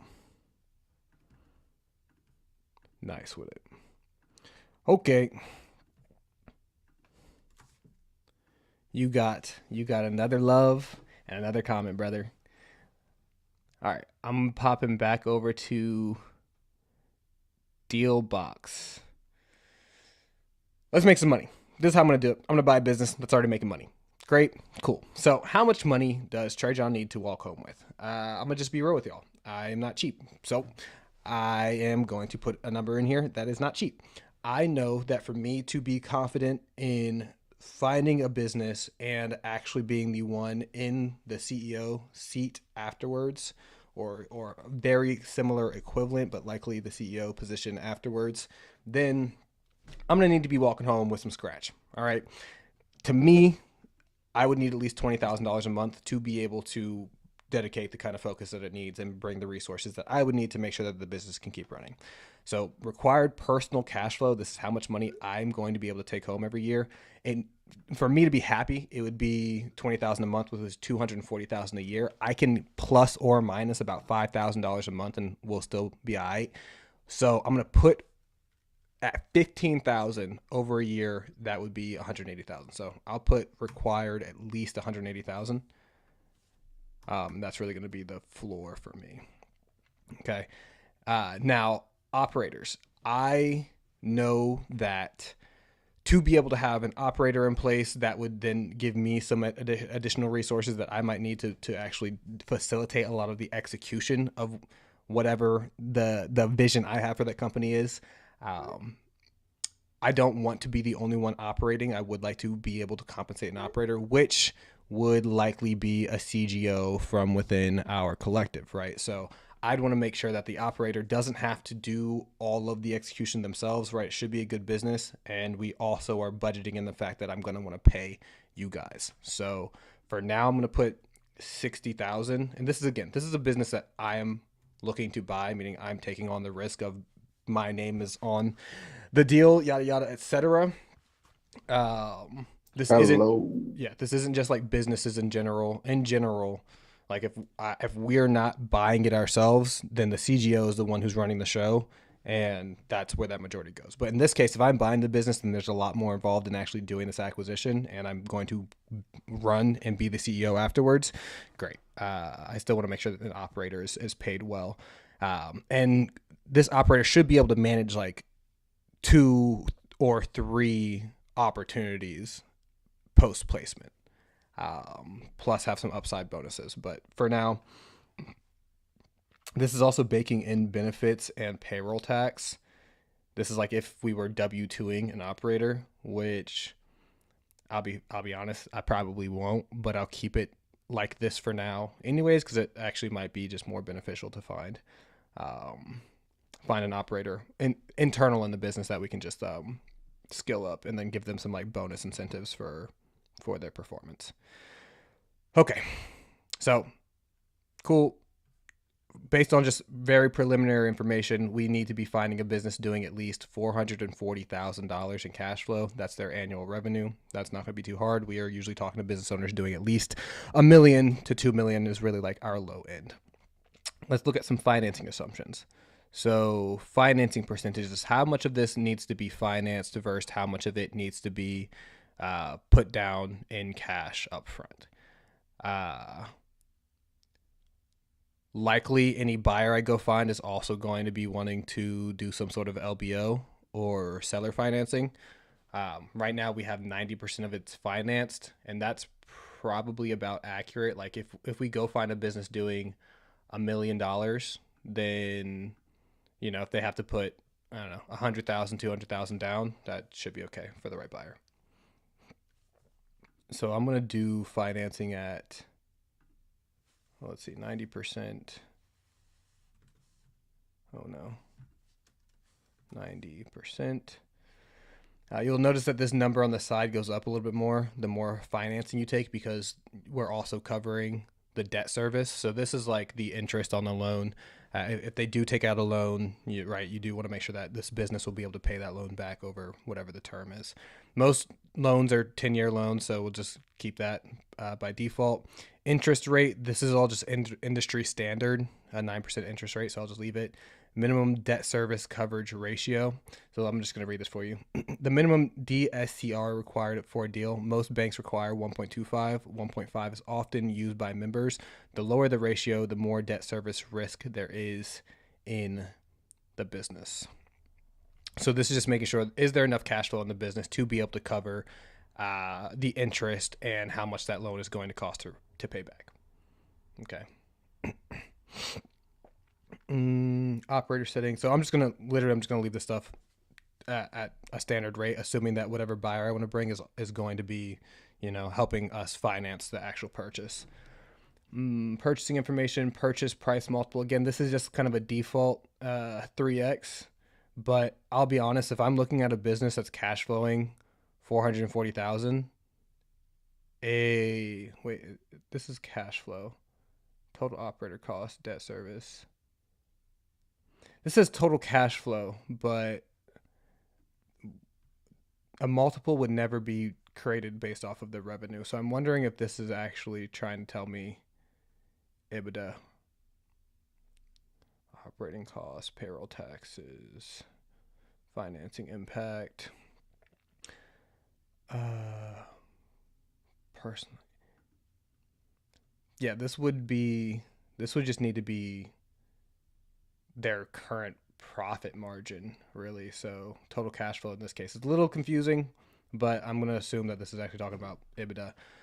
So rough revenue size actually should be close to here, but it's not. If I'm looking at a business that's doing about 400,000 EBITDA, I'll probably want to try to get closer to a 2 to 2.5 multiple, but that's really just guesstimation and not actually necessary. As long as the business fills our criteria, we'll negotiate whatever deal makes sense if we see that there's opportunity to grow it and be able to actually expand, and successfully build this into an asset that we might want to flip, 3 years later, or start to bolt on some other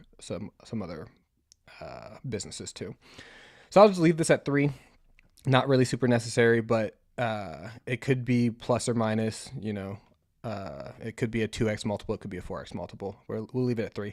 But that means in my head, I know, okay, well, it's likely that I'm going to need to find a buyer that can put down somewhere between about $800,000 as high as maybe 1.6 million. So if I can find somebody who has about $1 million willing to make an investment, they'll likely have to put down about $100,000 up front, and then the rest the business will pay back.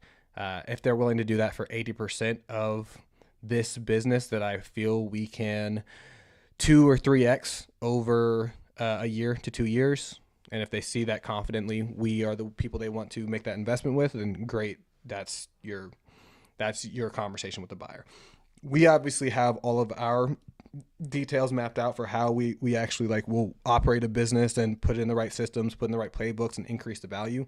That's something we already have. So that's why, again, this is very relevant to where we're at right now, because we already have our entire methodology outlined and we've executed on this. So we know what it's going to take, which means we can build more confidence in a buyer. My biggest thing here is really I want to be more critical about who I would be willing to bring on as a buyer in the situation, because we're going to have a long-term relationship and I don't deal with people I don't like. That's just the reality of how we do business, or at least how I do business. If I don't like you, we won't work together, and that's okay. If you don't like me, I hope you wouldn't want to work with me either. So everybody would be fine. There's someone out there who probably you would like to work with more, and that's all good. So the majority of my focus when I will be talking to buyers isn't going to be how much money do you have in your pocket and are you willing to give it to me? It's really going to be, hey, do you see the long-term potential of this relationship, and can we also make a lot of money together? But first and foremost, it's the relationship. Here in the qualitative criteria, we need to decide what industries do we not want to work with and which ones do we want to work with. So I'm going to actually start by excluding industries that I know I don't want to work in. I really have no interest in agriculture. I want to first just remove things that I know that I'm not going to have the capacity to go do a really deep understanding, and it's not something that I really want to have to continue managing after we buy it. So not interested in agriculture, not interested in energy. It seems to be more complex. Maybe it's not, maybe it is, but this is just me assuming right now. I don't know what a non-classifiable establishment is, so I'm just going to remove it. Franchise, resales, not interested in any franchises. Don't want any restaurants, not interested.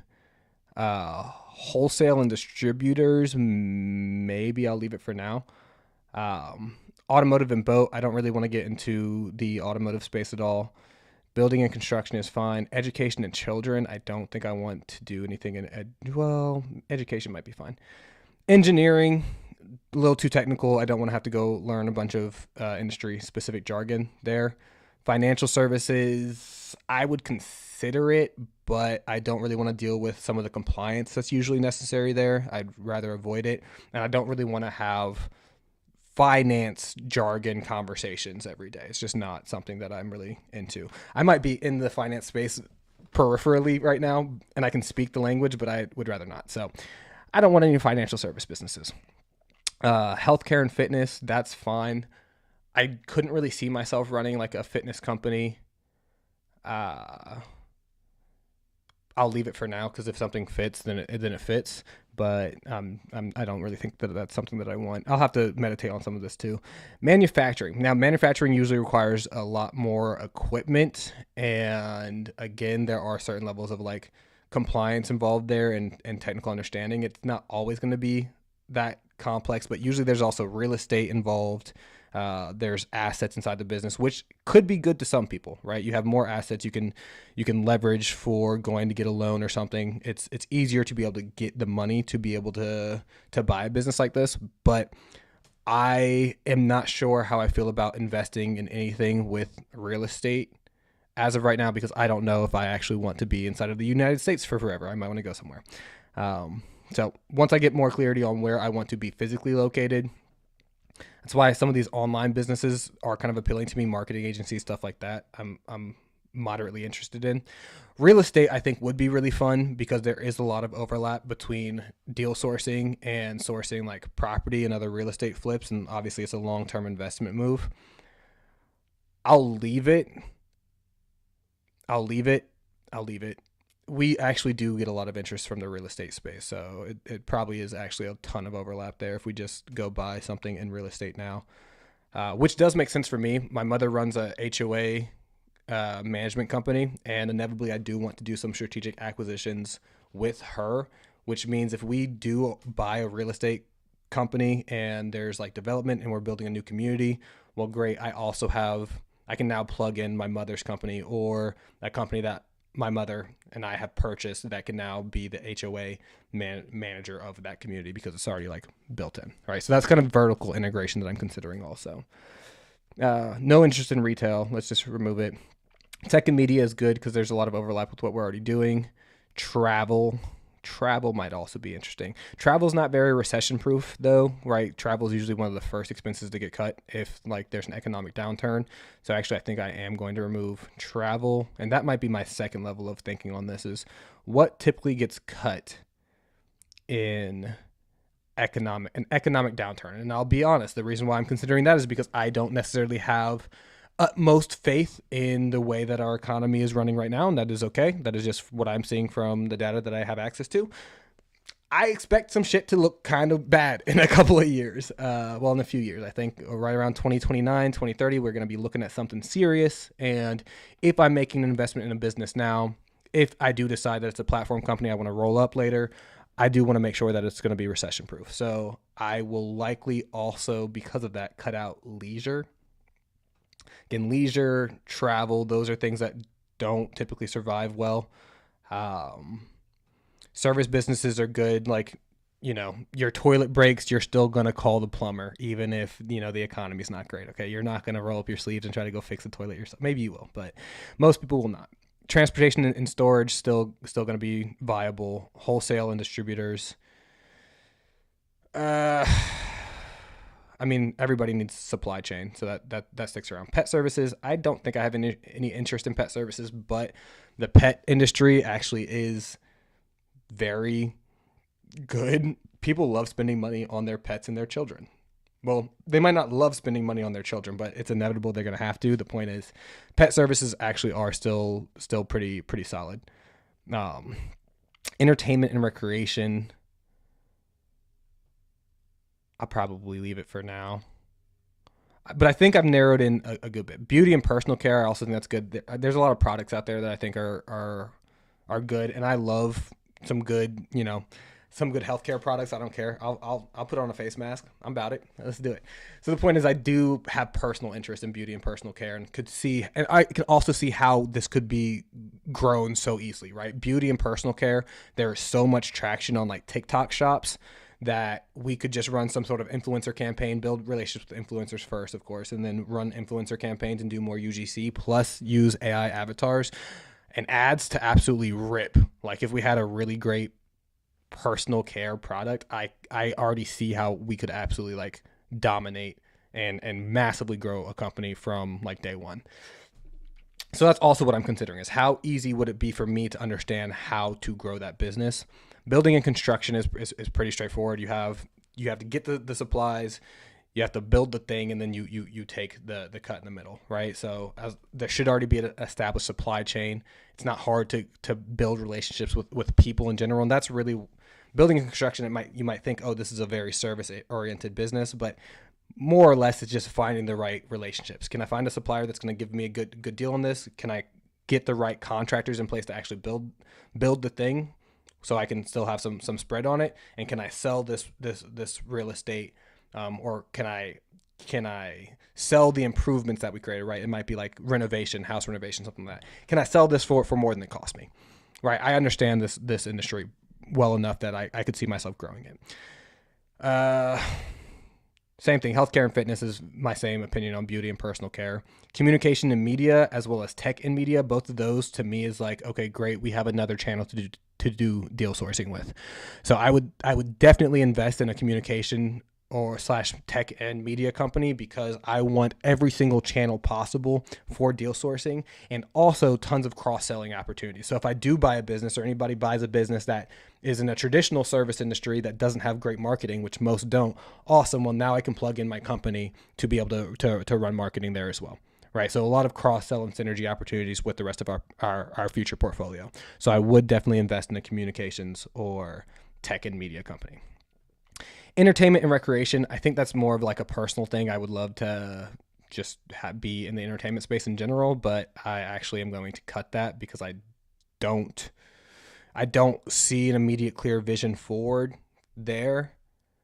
And I have done a ton of research in general, and if I don't already know the answer of how an entertainment and recreation business would grow and how I would be able to fit it and add value, then it's probably not worth my time trying to figure that out right now. Pet services, service-based businesses, those are good. Transportation and storage, I'm a little bit iffy, because transportation means I have to have a bunch of trucks, which again means I have to have a bunch of licensing and compliance. Storage is actually pretty cool though. It doesn't take much to, again, you need real estate, you need to have, the actual storage itself, a storage facility, and people will pay you for access to store their shit. That's pretty freaking easy. I'll keep it. Wholesale and distributors, that's a little bit too broad. I still get it, like buy low, sell high. That's more or less the philosophy there, but I'm actually going to just remove it. Real estate, interested just because there's a lot of interest already. Online and technology, that's fine. Other, I don't know what other is, I'll leave it. Additional details, those are just notes for me. So everything I just rambled off about why I'm making the decisions I'm making, that would be what I would leave there, but I just rambled it off here, and I'll grab the summary of this conversation later. Geographic preferences. Are you searching within the United States? Yes. I would like, there's a few places that I would be interested in potentially living. So again, if I'm looking to buy a business, I'm going to want to make sure that it's somewhere where I'm willing to visit regularly and or relocate to, which means for me, Austin, Texas sounds chill to me. Washington, D.C., because I'm already like here, and I'm definitely fine with like staying around here. I do love it here. Washington, D.C. So Washington, Arlington, Alexandria, all of that. That's fine.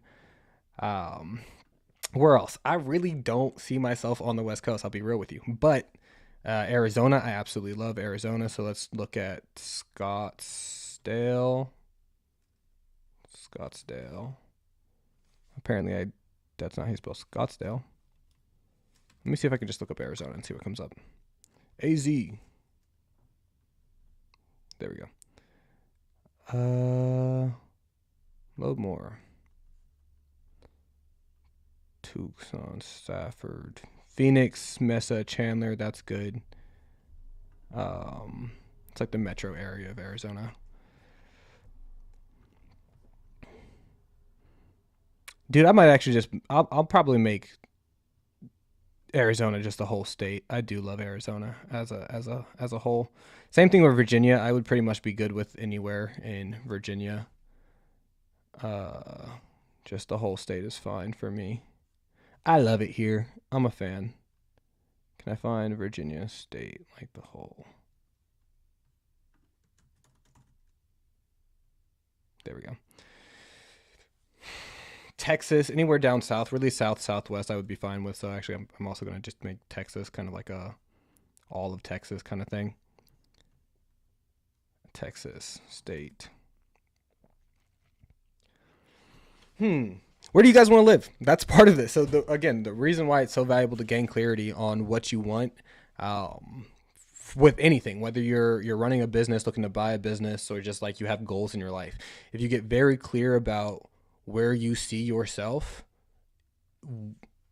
the universe just starts to align, and it presents you with the opportunities to land exactly where you want, right? But if you don't know where you want, and if you're not clear in articulating and communicating to yourself, to the people around you, to all the resources you have, to the rest of the universe, then nobody's going to know how to present you with the right kind of opportunity. And you won't even know what the right opportunity looks like. So it might be staring you in the face, but if you don't have clarity, you won't know. So this is me reminding you, gain some clarity, because I know if I see a business in Minnesota or upstate New York and it fills all these buckets, but it doesn't fit the geographic preferences, I'm telling you right now, there is no chance that I'm moving to upstate New York. I know how cold it gets in the winter, and I'm not doing it. Okay, so that might seem like not relevant to some people. To other people, maybe location doesn't matter. You're willing to relocate anywhere. I'm not going north in the winter. I'm just keeping it real with you. So everything that I look at has to be relatively on the southern half of the United States for me to even consider it. Virginia is fine because I live here and I love the state. I'm willing to make some sacrifices to be close to my loved ones, so that's fine. But Texas, cool. Arizona, cool. I don't really like Florida I like Florida itself, but too humid. I don't like I don't like the actual living experience there, so I won't look to buy a business inside of Florida. I like Texas. I like Arizona. New Mexico would also be fine with me. And there's a lot of room to do development in general in New Mexico. So especially if it's like a real estate business in New Mexico, I think that would actually be bomb. I don't want Utah. I don't want Colorado. Nevada, Nevada is too far west. It's a little too close to California. And I don't like Vegas. I'm not a fan of Las Vegas. Okay, boom. Nevada is out. Newsletters. You want to hear this call? What's up? We know luxury well, and we know your industry, so therefore we're trusted already. And if we can offer things that keep that client coming to us for solutions, then they'll never want to leave, right? 100%. So when that's your goal, and publishers were forced to do this, well, they keep going. Went out of I just business. wanted to. When I started. Sam's on another call. Wahoo. Ballin'. So even while we're having these other like strategic conversations, obviously here on stream, we're still cooking. Don't you worry.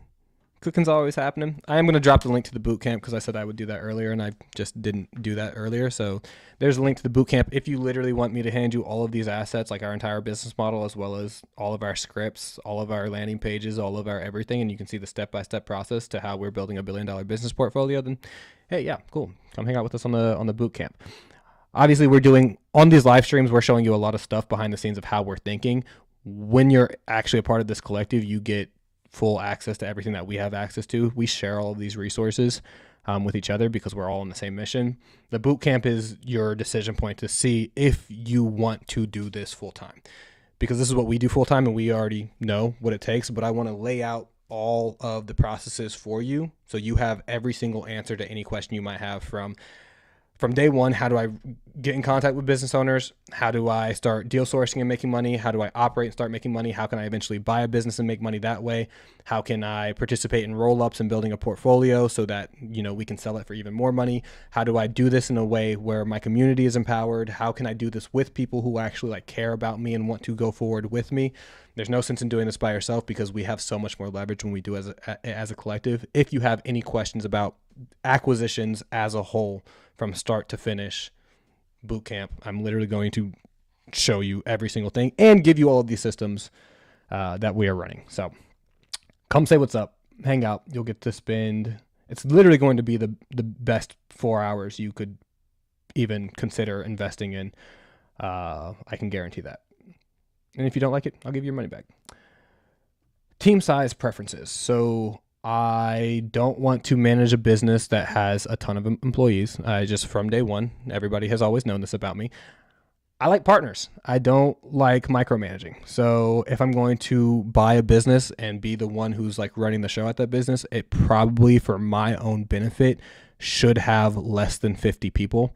I do think this medium team is probably the best for me, 21 to 50 employees, because it means there's already enough There's already enough magnetism in that business where they've attracted the right talent, ideally. If we need to cut some people just because it's not an alignment for them, awesome. There's some room to cut some people. If we need to bring more people in, great. There's already enough people where it's not going to drastically change the culture of that company just from us making a couple of key hires.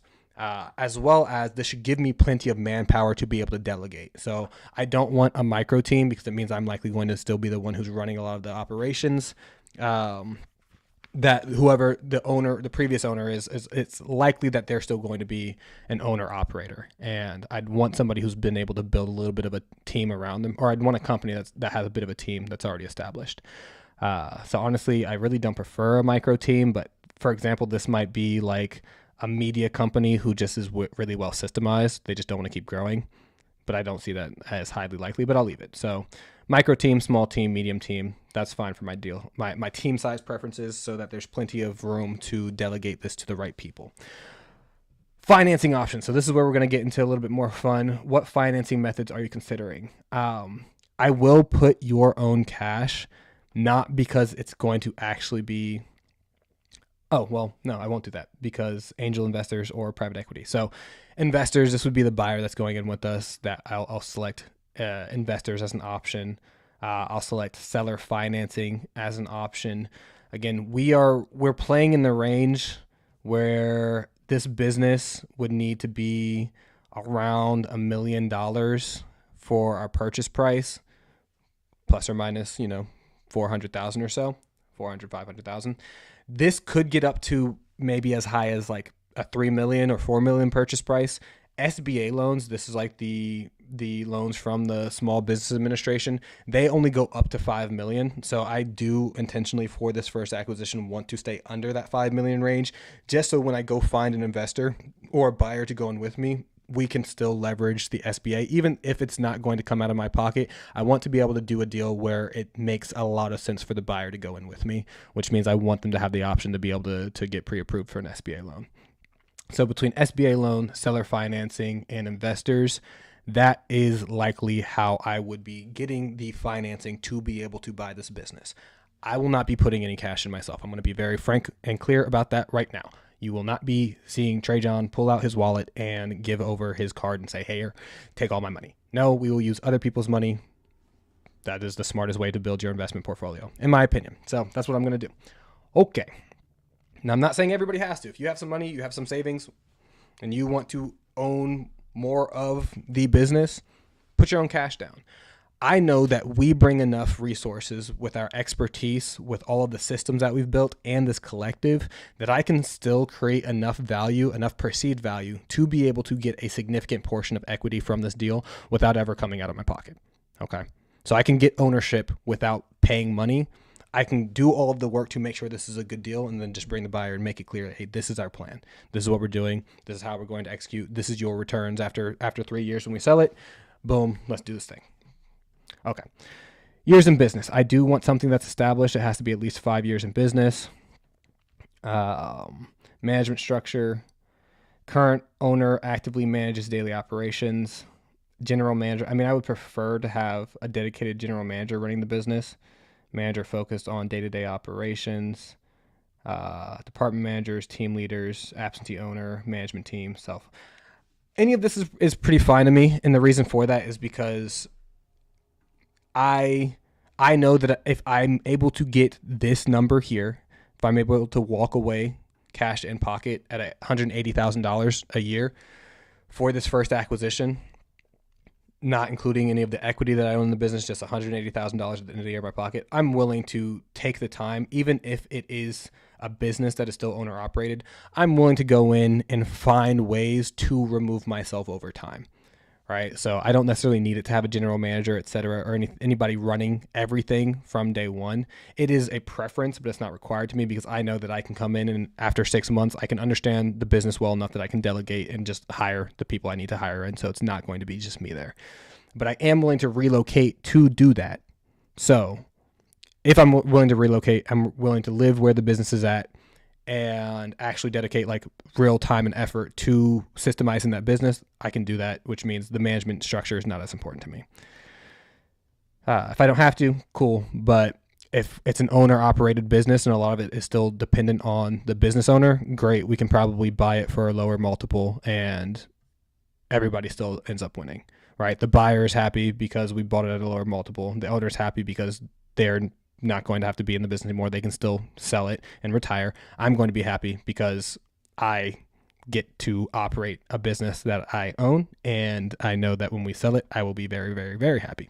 Cool. Must-haves. What are non-negotiable features you need in the business? Can't stands. I will actually take some time to, because this is more than just like checking some boxes. So I will take some time to answer those myself later. But that's more or less what my ideal deal would look like. Pretty much. I would need $180,000 that I can walk home with. I would need $60,000 to be able to cover if I need to bring another operator in to work with us. So together we should be pulling in at least $240,000. That's just like between me and one person that I want to bring.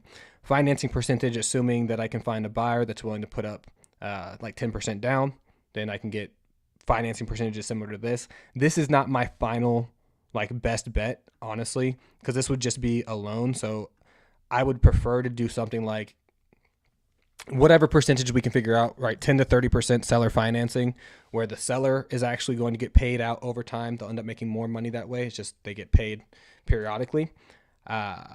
So maybe the buyer puts down, let's assume I'm buying a business for $1 million.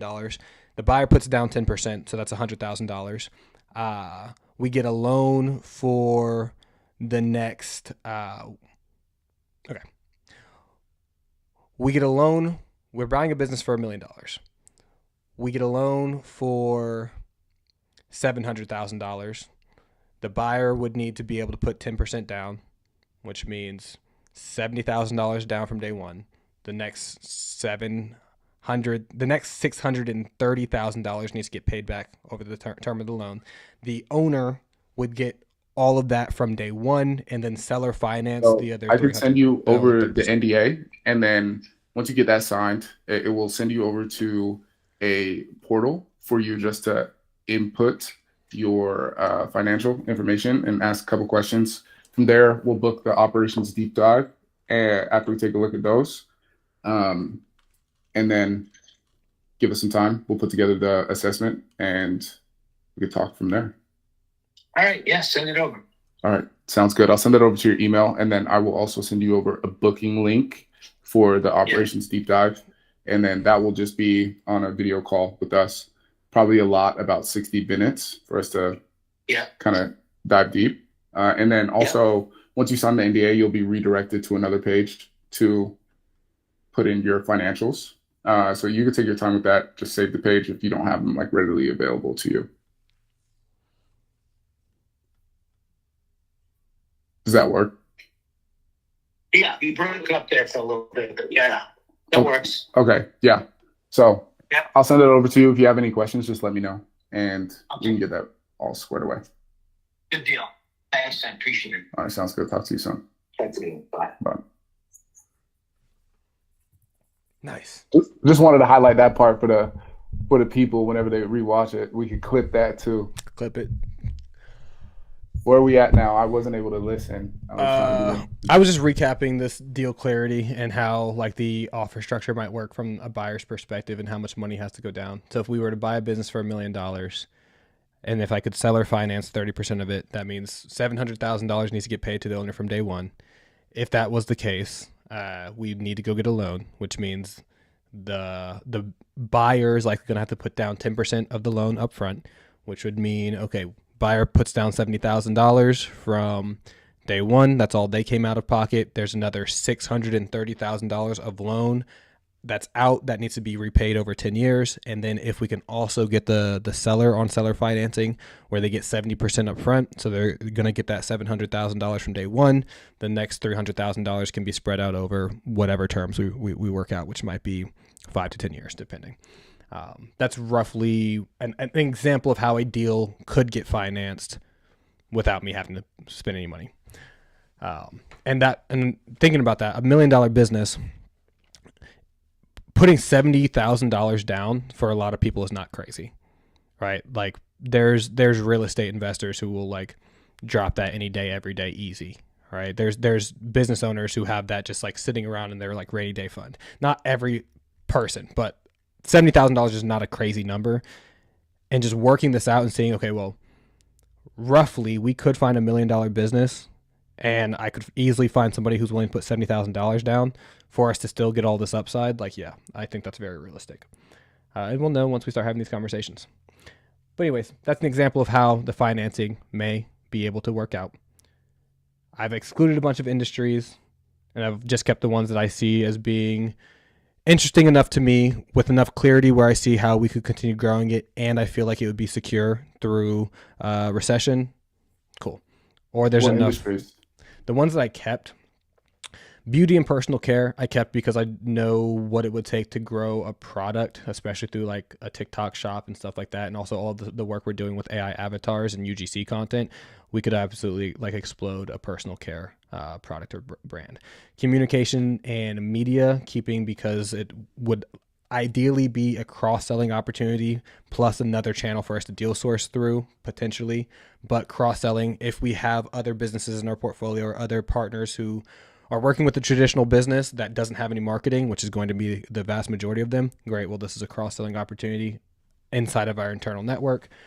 Pet services, just because people love spending money on their pets, and I can also see how we can absolutely explode a pet services company through products and tangential service offerings. This is something that I still feel would be sustainable through a period of a recession, because people are still going to spend money on their pets. They might not spend money on themselves, but they will spend money on their pets regardless, which is why I cut out things like leisure, etc. Ooh, why is manufacturing and engineering cut out?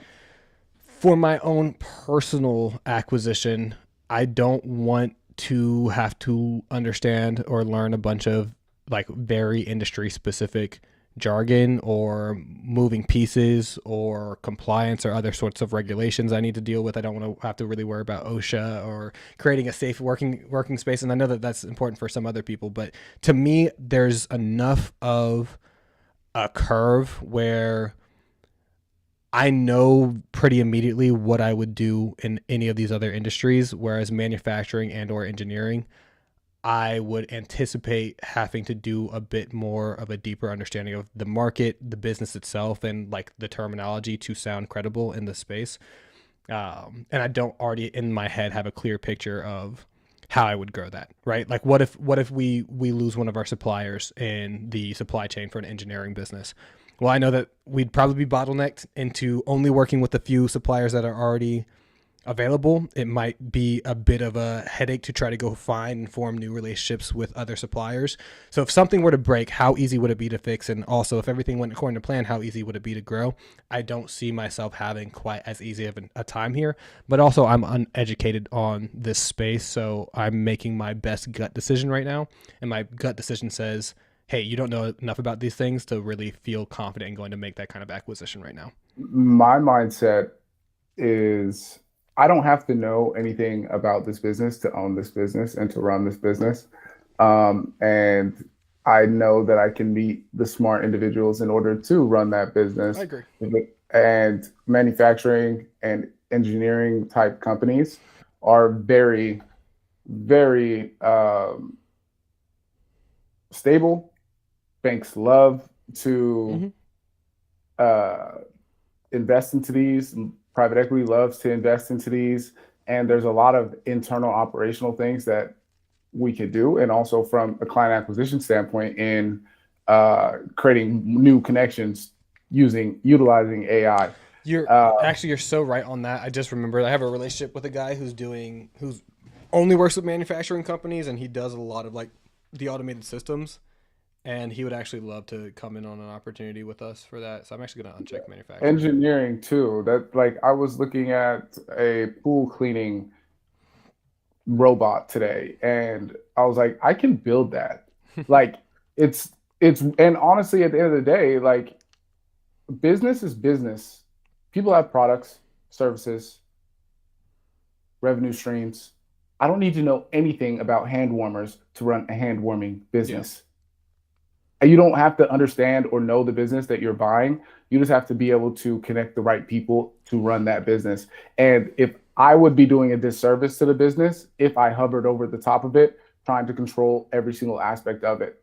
So there's a part of this, like energy too, like solar and stuff. Like I'm also wanting to look at energy because energy is huge, especially within AI and data centers and industrial, and to understand the hardware that goes into it. Like I want to be in that ecosystem as well with the businesses that I own. Like the CEO of Google probably doesn't know how to put together a uh, a chip or like a hardware chip, but he hired the people that do know how to do that, and he just runs the company, make sure that it still is going well. And from a private equity standpoint, they own industries that print money and make money, and that are smart investments, not just, oh, I'm an expert in engineering, so I'm going to buy an engineering business. The people who own the largest roofing companies and stuff have no clue how to put a roof onto a building, but they understand business. And that's all it is at the end of the day, is relationships and understanding how to make money. Yeah, which I agree. I have unchecked manufacturing and engineering, I think, just because of the resources I already know that we have available. I would say financial services is tough just because of owning the right licensing and stuff. Which I just don't. I already. This is more of a personal thing. I just know that that's not really anywhere that I have any interest whatsoever. I like fintech though. If there's anything like fintech, like point of sale systems and stuff, is like the small add-on. Online technology stays, yes. Energy, I'm like kind of back and forth on. Like, yes, I do see it as a long-term investment opportunity, but probably later. Like, honestly, I think that's just a later for me. It's huge right now. You know what I mean?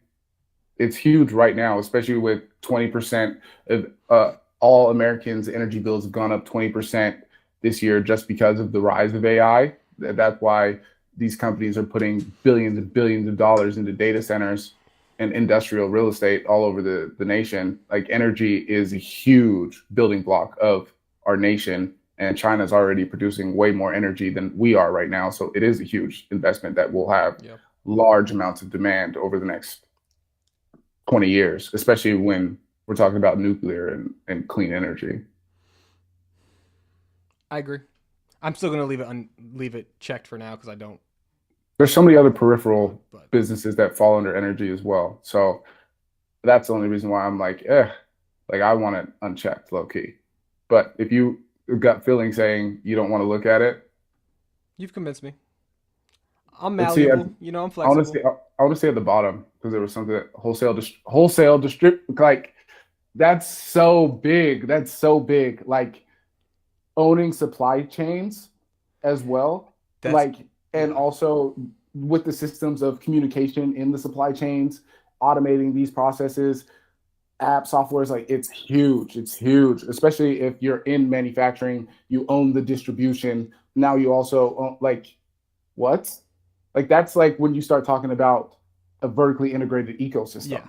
I'd pretty much cut all of that for manufacturing, engineering, and wholesale in like one fell swoop. Only because my perspective right now is I'm not looking at the platform first. Honestly, I'm looking for cash flow first, which does not mean that I'm right or wrong in any sense whatsoever. And I know that we could cash flow from all of this stuff. I'm just thinking, what could I immediately from day one, if I knew nothing else but what I knew right now, where would I be the most confident? And it's on the ones that I already listed. I would ask, are we thinking cash flow or leverage? Because those are essentially the same thing if you think about it correctly. With leverage, you create cash flows through like lines of credit and other things. So it's like if I have something that is very stable and sustainable, I can create leverage, which gives me cash flows for other investments. Oh, here's the other reason why I just remembered why else I was thinking about not checking these is because so I know that wholesale, distributors, manufacturing, engineering, assets really great for being able to get the funding that we need to be able to do it because it's asset backed. However, also, I do not know for sure where in the country, and even if in this country is somewhere that I would see myself staying for more than the next 3 to 5 years, and I do see manufacturing, engineering, wholesale as probably a bit of a longer play. I don't really know for sure yet, but would I be confident in staking my investment on something that has real estate that would be hard to navigate the business from? Like, a lot of the business itself is run through like also the assets that they have in the business. And what if I like need to up and go somewhere? Why do you need to be there? For the start, any of these places, Why? I'm like, because I Why? don't anticipate spending a bunch of money on an operator for the first acquisition. Really? A good amount of money, yeah. But I'm also looking at something where if I were to find a business that is, I'm keeping owner operated businesses in because I know that I would be willing to work in person there for the first 90 to For example, 180 days. For example, I had a conversation, $50 million. This is the $50 million manufacturing and manufacturing consulting company. They're both very smart engineers. They love what they do. They want a partner. However, they also want to stay and work. Yeah. I trust them running that business way more than I would, but I would love to look at it and then implement the correct systems to make it go better, especially if the cash flow is there. So I see, and they're like in energy, they work with cities to implement like energy infrastructures into cities. I have no clue how that works, but I can look at the supply chain. I can look at client acquisition. I can look at marketing. I could upgrade this. We could start having more conversations with the city to bolster that up. And then I pass the mic over to the people who understand engineering to talk about the technical What stuff. if one of them dies? There's always other smart people. There are always everywhere. other smart people. There's always the world full of smart people and world of people to do that. Because I'm not thinking first acquisition. I'm thinking 3 acquisition timeline and using the leverage of the assets to give me cash flows in my business while I'm implementing the right people in positions, because I want a turnkey operation and I don't want to mess a business up after I buy a profitable business to hover over it. Yeah. And try to work it myself when I don't think that flows. And from the private equity standpoint, that is what they want. They want, if you're coming from the perspective of private equity, you buy a business that's working, you look into areas that you can improve it, or you just let it keep going and don't mess it up. You know what I mean? And you're a step back, you're directing it. You're not working in it. You're just directing it and making sure that the right pieces are moving it in the right direction. And I don't want to force my hand onto the business or make it not run as smoothly. And that's the one problem that I have with the Cody Sanchez deal clarity. I love it from the deal clarity standpoint, but from who she targets and who is going through these is like somebody who is going to buy a one-off business and then work in the business, is planning on operating inside of it and hovering over the top of it. No, I want to be able to place the right talent in the right business, but I want to go buy the right business in the right market and everything like that. That's where I see it. I'm going to go through sustainable businesses and businesses that I see high growth potential because of where the market lays, not on my own expertise and understanding, because I can go find the right people with the right expertise, understanding of that business, and then have them consult me on, I want to implement this system. Where do you think that fits the best? Collaborative teamwork.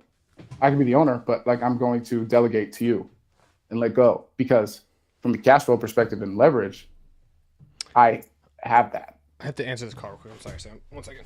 Cool. Hello. Yeah, everybody. That's just what I'm saying. You don't have to understand a specific business in order to buy it and run it, because business is business at the end of the day. Everybody has products and services that they want to sell. There's always marketing in a business. There's always selling in a business. Unless you're a nonprofit, but still at the end of the day, when you're a nonprofit, you're still selling.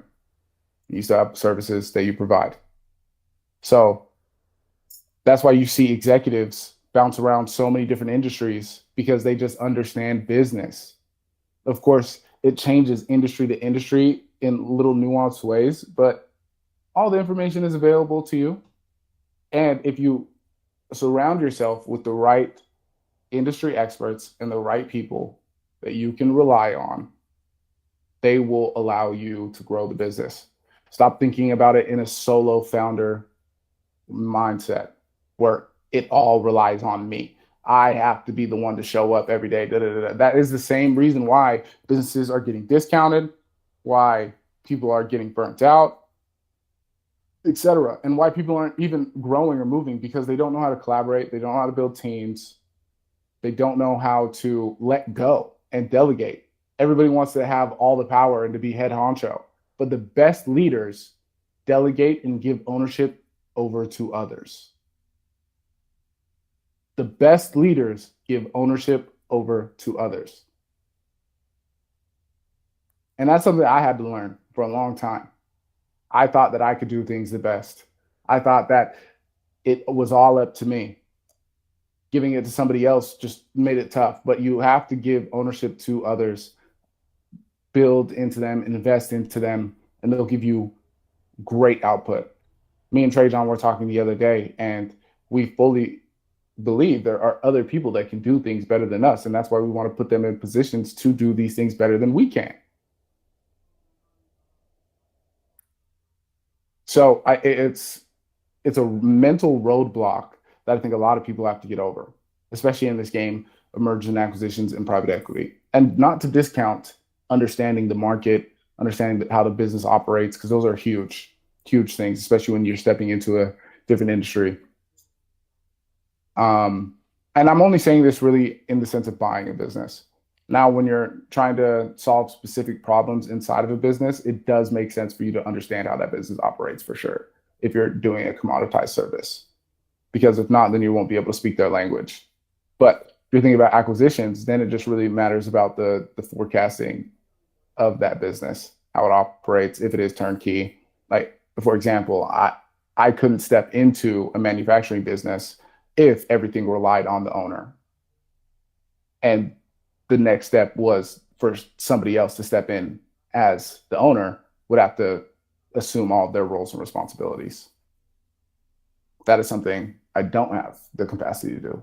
Now, if there was a manufacturing company that had a management team and was a well-oiled machine, with some caveats, like it may not be fully well-oiled, but they had a management team in place, some smart people there, I would love to retain those people and buy the business, bolt on some systems that help scale the business, and look for other companies in that same realm that I could bolt on to the business and then raise the valuation through acquisition.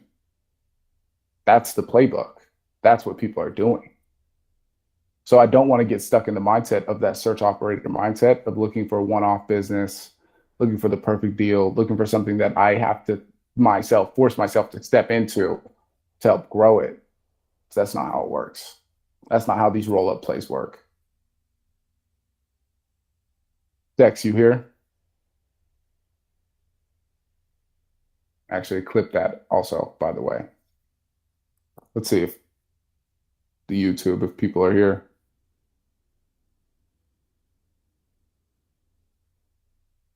Oh, only one person watching right now. That's cool. Welcome, y'all. It's Tuesday. I want my friends to come back, man.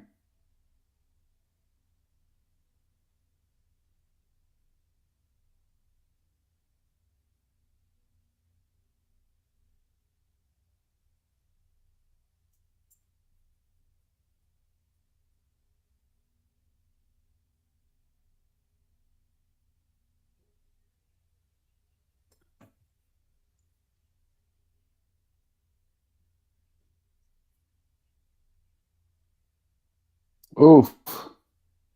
Computer.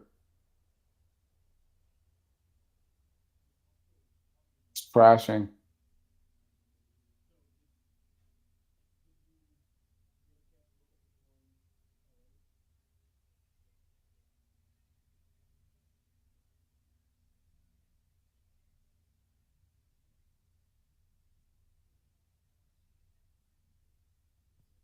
Another thing I would want to say here, make your goals unreasonably big. If you allow your mind to be stuck on lack and on what you can't do or what you don't have yet, that will become your reality.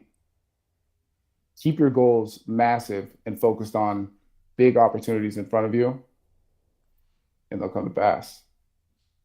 One step in front of the other, one foot in front of the other. Huge.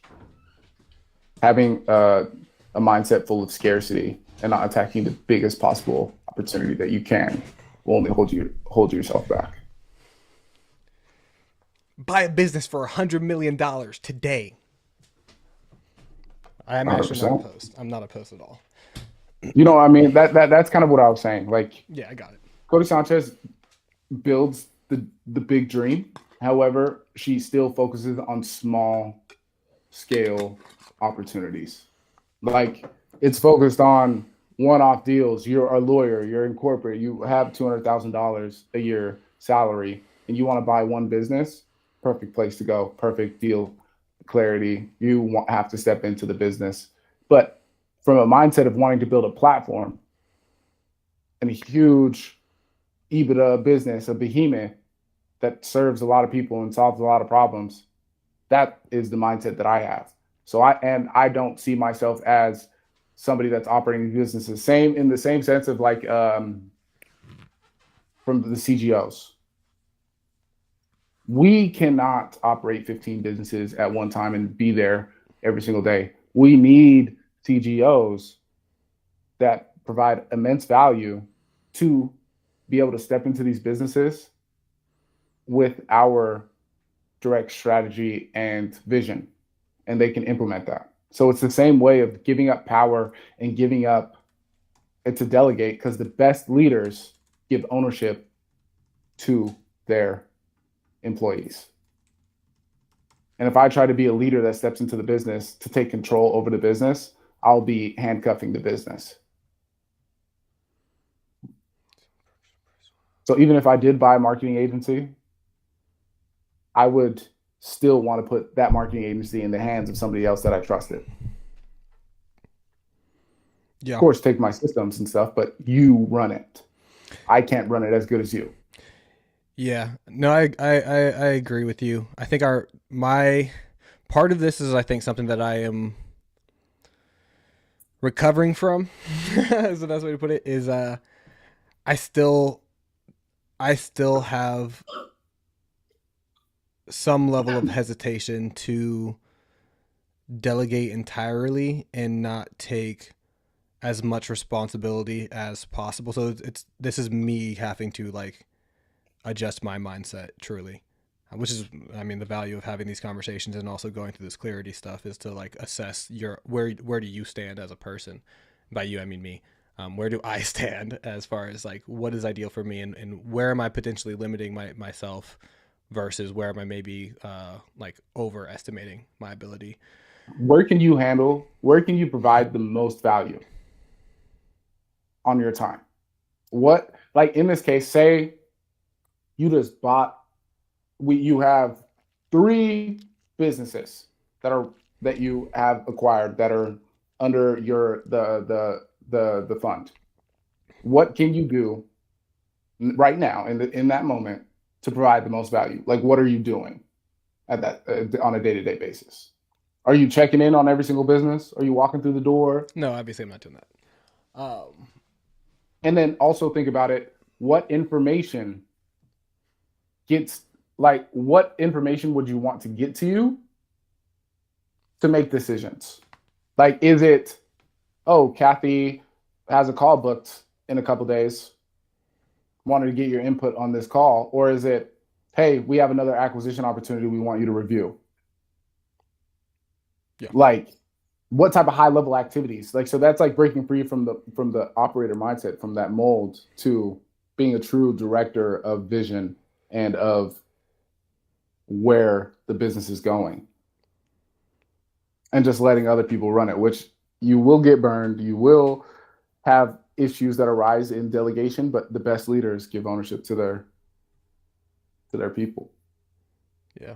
That may be my 4-1 pathway speaking, you know what I mean? That's like that's kind of like where I find value is in like connections and building like those relationships, like finding value in kicking. And I've had to in myself also start to let go of doing things and not to be hovering over the top. So it is a big change in mind, but I would rather go after the big opportunity than focusing on the search fund model, because I don't fully align with the search fund model myself. Yeah. I align with the platform building, market making behemoth of a world changer. I agree. And that's what I want to attack. And if I have to learn stuff, if the right industry that I find that I think is going to be the next big thing I don't know anything about, I will read a book. I'll read a book. I feel like that was a good holy shit, 2 hours and 40 minutes spent. It happens quick, man. It flew. We're having fun. It flew. Cool. So there's some mindset in there for all of you. How are we navigating where we're at right now versus how do we get to where we want to go as efficiently and as effectively as possible? You got to see some deal clarity working through. You got to hear a little bit of Sam's conversation. Sam, have we already counted that as was that an intro call? No, it was our second intro call. So this opportunity is a little bit different. It's a media company that services high net worth individuals and companies that service high net worth individuals. So they do publications, they do ads, they do events, all of those type of things. And I saw it as like our first conversation was talking about, you guys can be a referral partner for like these businesses whenever they come in. Today was a little bit more clarity. He didn't have full understanding. He was really just trying to look at us as like an AI agency. And I was like, no, listen, man, we're tech enabled, but business focused. Like we do complete transformations. However, before I would even tell you to refer me to anybody, I want to be able to provide value to you first. So, and that was the reason why you were reaching out to me. And then he went on to spiel talking about, well, he has some sons in the business. He doesn't really know if they really want to take it over yet, or if they want, or if whatever, if he wants to sell it yet. So I was like, here, listen, this is what we do. First, we get an NDA out. We've already done some intro calls. I kind of know you. Give me your financials. Then we can schedule operations deep dive, or we can go into your operations. We can find the holes of what we can really implement into your business. And then we'll be able to lay that out in front of you in a very clear, concise way, whether you want to work with us and build it, work with us and we'll partner with you to build it, or you want to do it yourself. We want to give you a clear roadmap here. Mm-hmm. And then, yeah. Have we counted that one towards the pipeline yet? We haven't. But I don't know how much his business is worth. Well, we'll add it later then. We'll add it later. That's fine. So we're at $143.5 million in deal pipeline sat with, which is dope. Obviously, we set out this month to get to $100 million in 30 days, and we are at day 14 and $143.5 million. So we might end up 3xing our original goal, which is always fun. You know, shoot for the stars or shoot for the moon, land amongst the stars, whatever. The point is, we set a great goal. We landed even further than that goal, and we're going to keep going and see how far we can get in the next 14 days. In about 7 days, we do have the boot camp where we will literally be handing you our entire tech stack, all of our assets, the entire business model. And you'll get to see exactly where we are at right now versus where we're going to go to be able to build this $1 billion business portfolio. Thank you for being here live and getting to participate with us in this journey, because you showing up is the first step to becoming one of the people in this collective who are helping us push this mission forward. We are here to buy, scale, and sell 100 AI-powered businesses so we can fund regenerative communities worldwide, because there's so many people who we love, who we want to experience this awesome life with and be able to empower to show up as themselves, and for their community. That's why you're here, because you want to do it with us. So first step for you would be joining the boot camp so you can get all of the assets laid out from start to finish. You know exactly what your day-to-day would look like and how you get paid, and then you can decide if you want to do it or not. To join the boot camp, let me give you all the information. Let me answer all of your questions. Me and Sam are going to knock your socks off, and you'll also get the early access to this client acquisition system, fully ready out the box for you to start doing your own acquisition yourself. So if you join the boot camp, you will get early access to that, and we will provide you complimentary access that nobody else will get. So you'll literally already be recouping your investment just with all the free stuff we're giving you, beyond even just getting to spend the time and get all the information. So yeah, that is the point. I want to give you way more than you paid for, and then you can be excited to do what you will. All right. Life is good. We're going to keep rolling. Deal clarity is probably where I'm going to wrap up. I'm working on some more seller journey assets for the rest of the day. We do have some current client work that I want to knock out real quick. Probably going to spend about an hour on that. And we'll keep rolling. So come say what's up tomorrow. I want to see some activity in the chat. Let me know what you guys are interested in, because we can tailor these conversations to be a bit more focused on where your area of interest is at. I would love to do that. Just let us know in the chat. In the meantime, Sam, do you have anything to close us out with? Yeah, my computer is moving a little bit slow. Technical difficulties, but very excited.